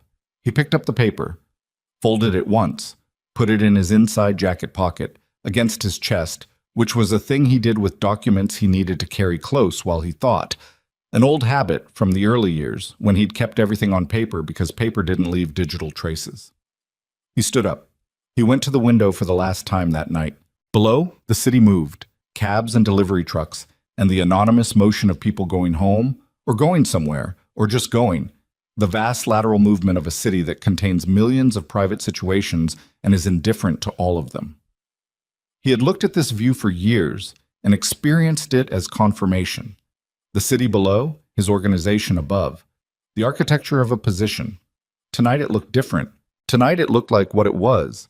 A very large number of people who had nothing to do with him, moving through their lives, building their own things, conducting their own quiet negotiations with the terms they'd been given. He thought about Vivian at a hotel window doing the same.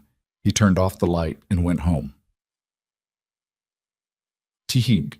The morning of the meeting came in cold and clear, the kind of March morning where winter makes one last argument before losing. Sharp air, pale sky, the particular quality of light that is bright without being warm. Vivian was up at 5:30. Marco, as had become their arrangement, decided this jointly with her. She fed him, changed him, put him in the portable crib that Christine had sourced, and which had been the single most reliable piece of equipment in the 11 days since she'd left the estate. And she stood in the shower for longer than was strictly necessary and let the hot water work on the tension that had been living in her shoulders since the morning she'd received the Calo information. The tension didn't leave, but it moved. It redistributed into something that felt less like fear and more like the physical state of a person who has been preparing for a long time and is now, finally, here. She dressed carefully. Not for him. She was clear on that. She dressed for the room, for the documentation, for the specific message that the way a person presents themselves in a space they own sends to the people who are guests in it.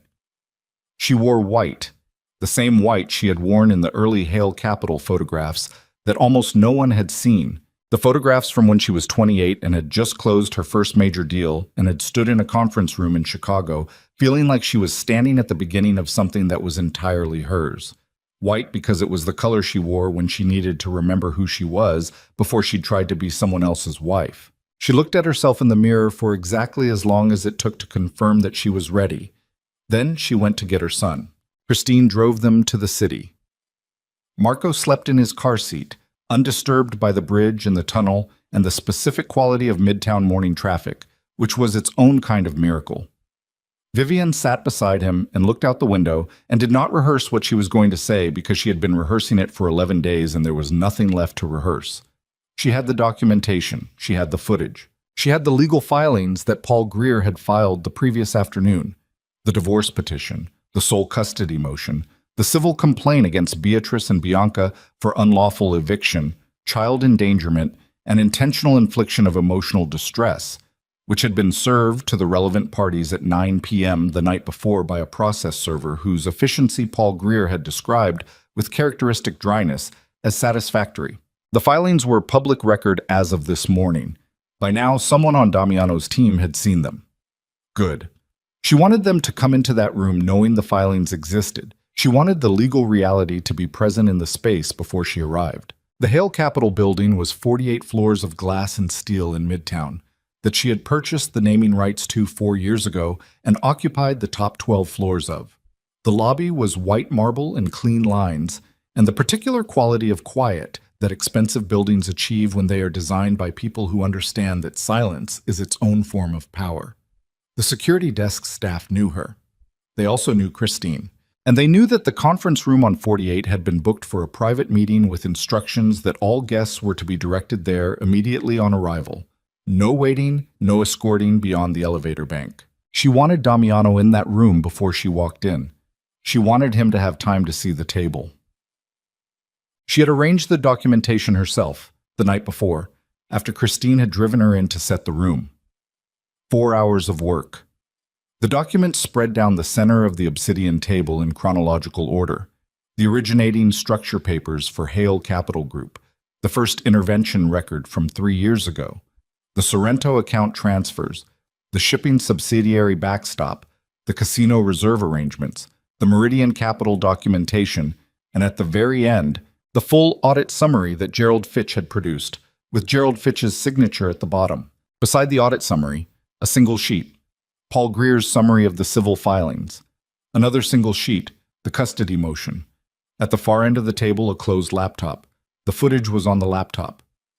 She had not told anyone about the footage except Paul Greer, Not Christine, not Renner. It was the last thing she was holding, the last card that nobody had seen coming, and she intended to play it at the right moment, which she would know when she was in the room. She left Marco with Christine in the 47th floor office. Christine had converted it into a temporary care space with the systematic efficiency she brought to everything. And she took the stairs up one flight rather than the elevator because she needed the 20 seconds of movement. She opened the conference room door and walked in. There were 6 people at the table. Damiano. Gerald Fitch. 2 lawyers she recognized from previous Moretti legal interactions. A woman she didn't recognize who appeared to be a financial consultant. She was sitting with a legal pad and she looked up when Vivian entered with the focused attention of someone who had been briefed. And Renner, sitting at the far left, not as a participant exactly, but as a presence, the way Renner always was. No Beatrice, no Bianca. Damiano was at the end of the table closest to the window. He was looking at the documentation. He had been looking at it before she came in. She could tell from the particular way his hands were positioned, slightly forward from his body, the way a person sits when they've been reading something they can't stop looking at. He looked up when she entered. She met his eyes for exactly 1 second. Then she crossed to her end of the table and sat down. Paul Greer came in behind her, settled beside her, opened his briefcase with the practiced motion of a man who had done this hundreds of times, and said nothing. The room was quiet. Vivian looked down the table at the people assembled there. Gerald Fitch, who couldn't hold eye contact. The 2 lawyers, who held it with professional neutrality. The financial consultant, who held it with the assessment of someone taking measure. Renner, who gave her the smallest possible nod. And Damiano, who was still looking at her with the particular quality of a man who has been preparing for a conversation and has arrived at it and found that preparation does not actually account for the experience of being in it. The documentation on the table represents 26 months of financial involvement by Hale Capital Group in the Moretti organization's legitimate business operations, she said. Her voice was even. Not cold, even, which was different. The evenness of a person who has processed all the available emotion and arrived at the far side of it. Your CFO's audit figure of $212 million is accurate. The originating records, transfer documentation, and structural maps are all present in chronological order. She paused. I'd like to give you time to review what you haven't yet seen. The Meridian documentation starts at the far right. Gerald reached for the Meridian papers. He had seen them, but the lawyers hadn't. They passed the pages between them with the careful handling of people dealing with material that keeps being larger than expected. Damiano didn't reach for anything. He was watching her. Why? He said. Not loudly, not in the way of someone making an accusation. In the way of someone asking a question they need answered before they can move forward with anything else. She looked at him directly. Which part? All of it. He paused. Why did you do it without telling me? Why did you keep doing it after... He stopped. His jaw worked. Why didn't you just let it fall? She was quiet for a moment. She owed him an honest answer, and an honest answer required her to tell him something she would have preferred not to say in a room with 6 other people. Because I was in love with you, she said. Flat. Specific. The kind of sentence that doesn't ask for anything back. And when you love someone, you try to hold things together. You do it past the point of reason. You do it past the point where it makes strategic sense.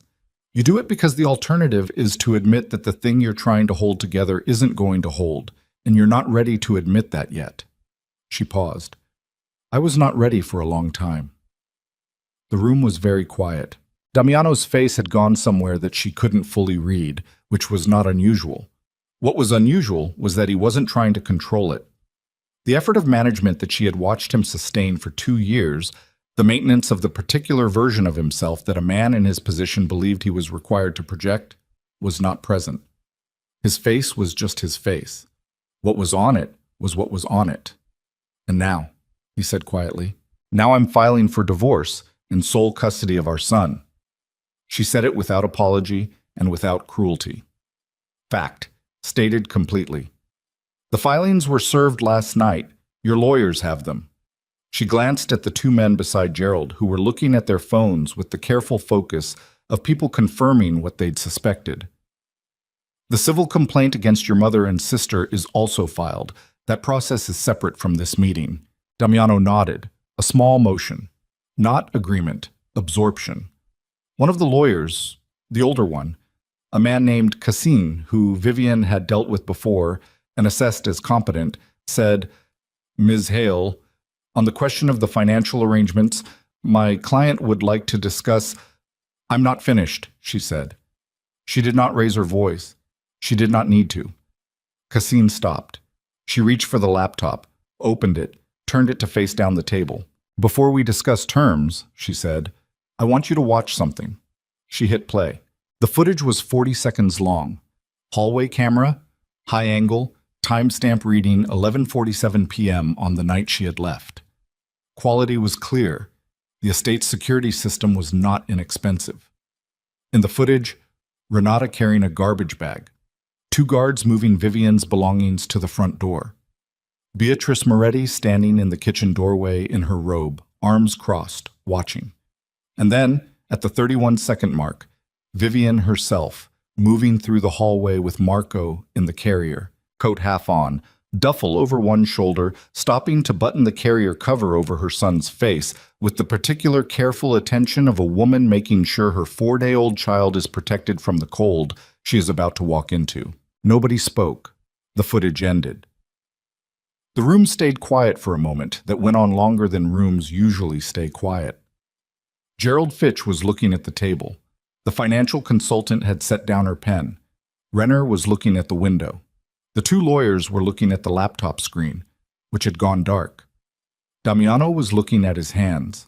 He was looking at them with the particular quality of a person who has just seen something they cannot argue with.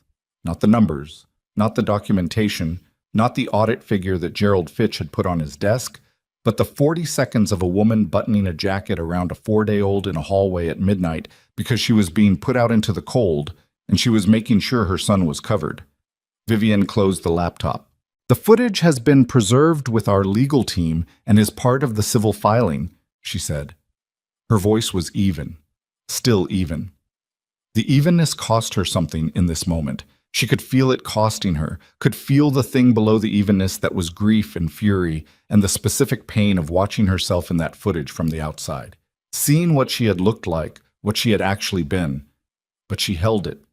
She held it because this room was not the place for that. This room was the place for something else. It will be part of any court proceeding that becomes necessary. She paused. "I would like to avoid the proceedings that would require it to become public." Cassin was very still. He understood what she was saying. He had understood, probably, before she said it. He was the kind of lawyer who earned his fee by understanding what was being said before it was said. "What terms?" he said. "Full divorce. I retain the Hale Capital Group structures and all associated assets, which were mine before the marriage and remain mine. I make no claim on Moretti organization assets." She paused. "Sole legal and physical custody of Marco Moretti. Damiano receives supervised visitation, terms to be negotiated, contingent on his ongoing cooperation with the legal process and his maintenance of appropriate distance from any organizational activity that creates risk for a child." She looked at Damiano directly. "That last part is not punitive. That part is about who I need my son to be around." Damiano was looking at her now. "Bianca and Beatrice Moretti have no contact with my son," she continued, "unsupervised or otherwise. This is non-negotiable. The civil complaint against them proceeds regardless of what is decided in this room today." She paused. "And the financial documentation I've provided to the U.S. Attorney's Office, which covers the organization's legitimate business operations and the financial irregularities attached to them, that process is also separate, already underway, and not within my power to retract even if I wish to." A silence. It was Damiano who broke it. "You went to the federal office," he said. "Yes." "When?" 8 days ago." She held his gaze. "The documentation I provided covers financial structures, not criminal operations. I was specific about the scope." She paused. "I didn't give them you." Something moved through his face. She watched it happen. The particular movement of a man processing a piece of information that doesn't fit the shape of the version of events he's been carrying. "Why?" he said, again. That same question. She looked at him for a moment. The real answer, the complete one, was complicated in the way that the truth about a person you loved and lost is always complicated, because it contains the good and the bad, and the specific grief of having seen both and having had to choose between them. Because the things you did to me, she said, and the things you failed to do, those belong in a divorce proceeding, not a federal indictment. She paused. Because your son is going to carry your name his whole life, and I decided I didn't want that name to mean what it would mean if I'd done it differently. Another pause. And because you went to your mother. Because Renner told me what you said to her. She held his gaze steady. That counted for something. Not everything, but something. The room stayed quiet. Damiano was looking at her with the stripped-down look she had seen once before. On the stairs, when she'd said, "I won't ask you again," except this version of it was different. The version on the stairs had still had the residue of denial in it. The faint muscular tension of a man who has not yet fully accepted what he's looking at. This version had no denial. This was the face of a man who had arrived completely at understanding, which is a different thing from acceptance, but is the necessary first step. He reached forward and picked up the divorce papers. He looked at them for a long moment. "Can I—" He stopped. Started again. "Can I see him?" She looked at him. She took a breath. "Not today," she said. "Not yet. Your counsel and mine will establish the terms." She paused. "But yes, he'll know you." Something moved through his jaw. He nodded once, a motion that was both acknowledgement and the particular physicality of a man trying to absorb something in his body because his mind has reached its capacity. He picked up the pen that Cassine had placed on the table 15 minutes ago. He signed the divorce papers. He signed the custody agreement. He signed the civil cooperation agreement that Paul Greer pushed across the table, the document that formalized his organization's cooperation with the financial investigation scope and surrendered any counterclaim to the Hale Capital structures. He signed everything. His pen moved through the documents with a steadiness that cost him. She could see it costing him. And when he was finished, he set the pen down and looked at the window and did not look at her. And she understood that this was not rudeness, but the necessary privacy of a man at the limits of what he can hold in a room full of other people. Cassine gathered the signed documents. Gerald began to collect his papers. The financial consultant closed her legal pad. The room began its quiet transition from confrontation to conclusion, the particular movement of people who have been in a high-tension space and are beginning the process of leaving it. Renner was the last to move. He stood up. He looked at Vivian. He gave her the nod he'd given her when she'd walked in. The same small motion, but with a different weight. She nodded back. He left. Paul Greer was speaking quietly with Cassine. Gerald Fitch had gathered his documents and was waiting near the door with the demeanor of a man who would very much like to be somewhere else but understands that waiting is the correct behavior. Damiano had not moved. Vivienne looked at the table, at the documentation laid out on it, the full 2-year record of what she had given and what she had lost. She thought about filing it. She thought about what Christine would do with it, how the physical documents would be scanned and stored, and the originals archived in the way that important records are archived, the way things that have concluded are organized into permanence. "Vivienne," Damiano said. She looked up. He was still looking at the window. He spoke to the window, or to the city beyond it, or to neither. He spoke into the room in the way that a person speaks when they have something to say and cannot find the position that makes saying it easier. "I know it doesn't—" He stopped. His jaw moved. "There's nothing I can say to you in this room that changes what happened." He stopped again. The quality of his voice was something she had never heard from him before. Not broken exactly, but at the exact edge of it, the voice of a man who has reached the far limit of what restraint can hold. "I'm not going to try to say it anyway. He finally turned from the window. He looked at her, and it was the direct look, the one with nothing behind it, nothing managing it, just the face. "I want you to know that I understand what I had, what I was given." He paused. "I understand it now." She looked at him for a moment. The room had gone very still. "I know you do," she said. It was not forgiveness. It was not the opening of a door. It was the simple acknowledgement of a person who believes in accuracy, who looks at things as they are and calls them what they are. He understood now. That was true. It was also 11 days too late, and 2 years too late, and a marriage too late, and a child's first days of life too late. And all of that was also true, and both things lived in the same space without resolving each other. She gathered the laptop and stood up. She looked at the documentation on the table one last time. 26 months laid out in paper. $212 million of her own life, accounted for, completed, returned to its proper ledger. She left it on the table. Paul Greer would collect it. She walked to the door. She did not look back. Christine was sitting on the couch in the 47th floor office with Marco awake in her arms, looking down at him with the focused attention of a person who has been having a very serious conversation with someone who is not yet capable of response. She looked up when Vivienne walked in.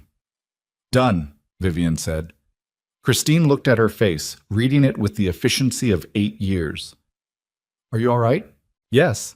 She crossed the room and held out her hands. Christine transferred Marco carefully. The practiced exchange of two people who have been doing it for 11 days.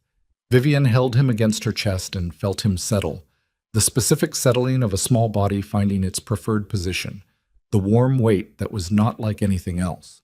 "The filings will be confirmed by end of day," Christine said. She was already back in operational mode, which was one of the qualities Vivienne had hired her for. "The federal documentation transfer completed last night. Marsh confirmed receipt this morning." A pause. "The Sorrento account and the shipping subsidiary will go into voluntary restructuring by the end of the week. The casino corporate structure has about 30 days before the credit guarantees officially expire." She paused again. "The Moretti organization is not going to collapse overnight, but it's going to be very different in 6 months." "Yes," Vivienne said. She wasn't thinking about the organization. She was thinking about the way Damiano had signed the papers, the steadiness of his hand, the cost of the steadiness. She was going to let herself think about that exactly once, here, in this room, before she walked out of this building, and then she was going to put it in the place where she kept finished things. Thoroughly, permanently. She thought about it. She let it be what it was, the end of something that had mattered and had broken and was over. Then she put it away. "I need a nanny," she said. Christine blinked. Then, because she was Christine, she recovered immediately. "What kind?" "Someone with actual credentials, pediatric training, someone who's been vetted." She looked at Marco. "Someone patient?" "I'll have 3 candidates by Thursday." "Good." Vivienne looked up. "And I need to start thinking about a permanent residence. I have some options I've been looking at.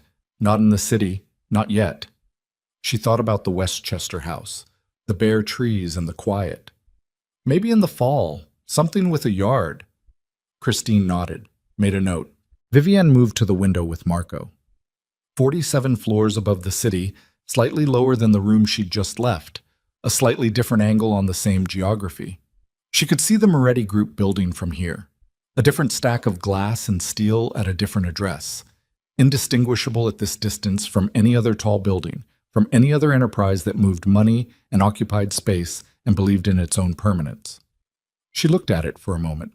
Then she shifted her gaze, north and west, toward the park, toward the bridge, toward the geography beyond the city that was not yet known to Marco, but would be. The full, enormous, ordinary world of things he would encounter, and things he would decide and things he would choose, everything still ahead of him, the complete unblemished range of what he hadn't lived yet. She thought about what she wanted to teach him, not about money. He would learn about money because it was a language and you needed it. Not about power, exactly. Power was a thing that accreted around competence and judgment and consistency, and he would learn those things or he wouldn't. That was his own work to do. She thought about what she actually wanted him to carry. The bone-deep practical knowledge of it, not the motto version, not the thing you put on a wall. She wanted him to know that the people who hold things together quietly are not doing it because they are less than the people who take credit for the holding. She wanted him to know that invisibility is a choice and a strategy and sometimes a necessity, and that it is not the same as having nothing. She wanted him to know that when someone shows you who they are, when the gate closes and the rain is horizontal, and the person you love is on the balcony saying nothing, you believe them. You believe them not with bitterness, but with the clear-eyed acceptance of someone who has learned to distinguish between what people are capable of and what they are actually going to do. She wanted him to know that walking away from something that is breaking you is not failure. It is sometimes the most difficult and consequential act of construction you will ever perform. She looked at his face. He was looking at the window, at the light coming through it, the pale, specific light of late March, winter finally loosening, the first suggestion of something else on its way. He was looking at it with the total open attention of someone for whom the world is still entirely new and entirely sufficient, and she watched his eyes track the quality of the light with an absorption that was completely without agenda. She thought, at minimum, this. At minimum, he will know that the person who fought for him, who stood in the rain and made one phone call and then built the next 11 days with precision and patience and the particular fury that comes from love meeting its limit, did it without condition and without the expectation of gratitude and without ever once losing sight of who she was or what she was worth. He would know that. She would make sure of it, not by telling him the story of this, not at 3, not at 8, not for a long time, if ever. He would know it through the texture of his life, through the specific quality of a mother who did not shrink from rooms, who did not wait for permissions, who treated the things she built as hers and the people she loved as worth protecting, and the truth as the one standard from which everything else was measured. He would learn it by being near it. That was how it worked. The city moved below them, vast and continuous and indifferent, and the light shifted by 1 degree as the morning opened further into the day, and Vivian held her son and breathed, and the tension in her shoulders, the one that had been living there since the morning she'd found out about Callot, that hadn't fully left even after the confirmation that he'd been stood down, that had tightened its grip in the elevator going up to the 48th floor and had been present in her chest all through the meeting, that tension finally, slowly, began to release. It didn't leave all at once. It left the way long-held things leave, gradually and then with a sudden completeness that is surprising even when you were expecting it. She exhaled. Long, slow. The specific exhalation of someone who has been at a particular altitude for a long time and has just descended to something that can sustain breathing. Marco shifted against her, made the small sound he made when he was satisfied rather than communicating. She put her hand on his back and felt his breathing, even and steady, the breathing of someone who had no knowledge of what had just happened in the room above or what it had cost or what it had ended, and who was, for that reason, the most honest presence in the building. Christine was still at the desk, working. The room was quiet. Vivian looked at the city one more time. Then she turned from the window. "Okay," she said, quietly.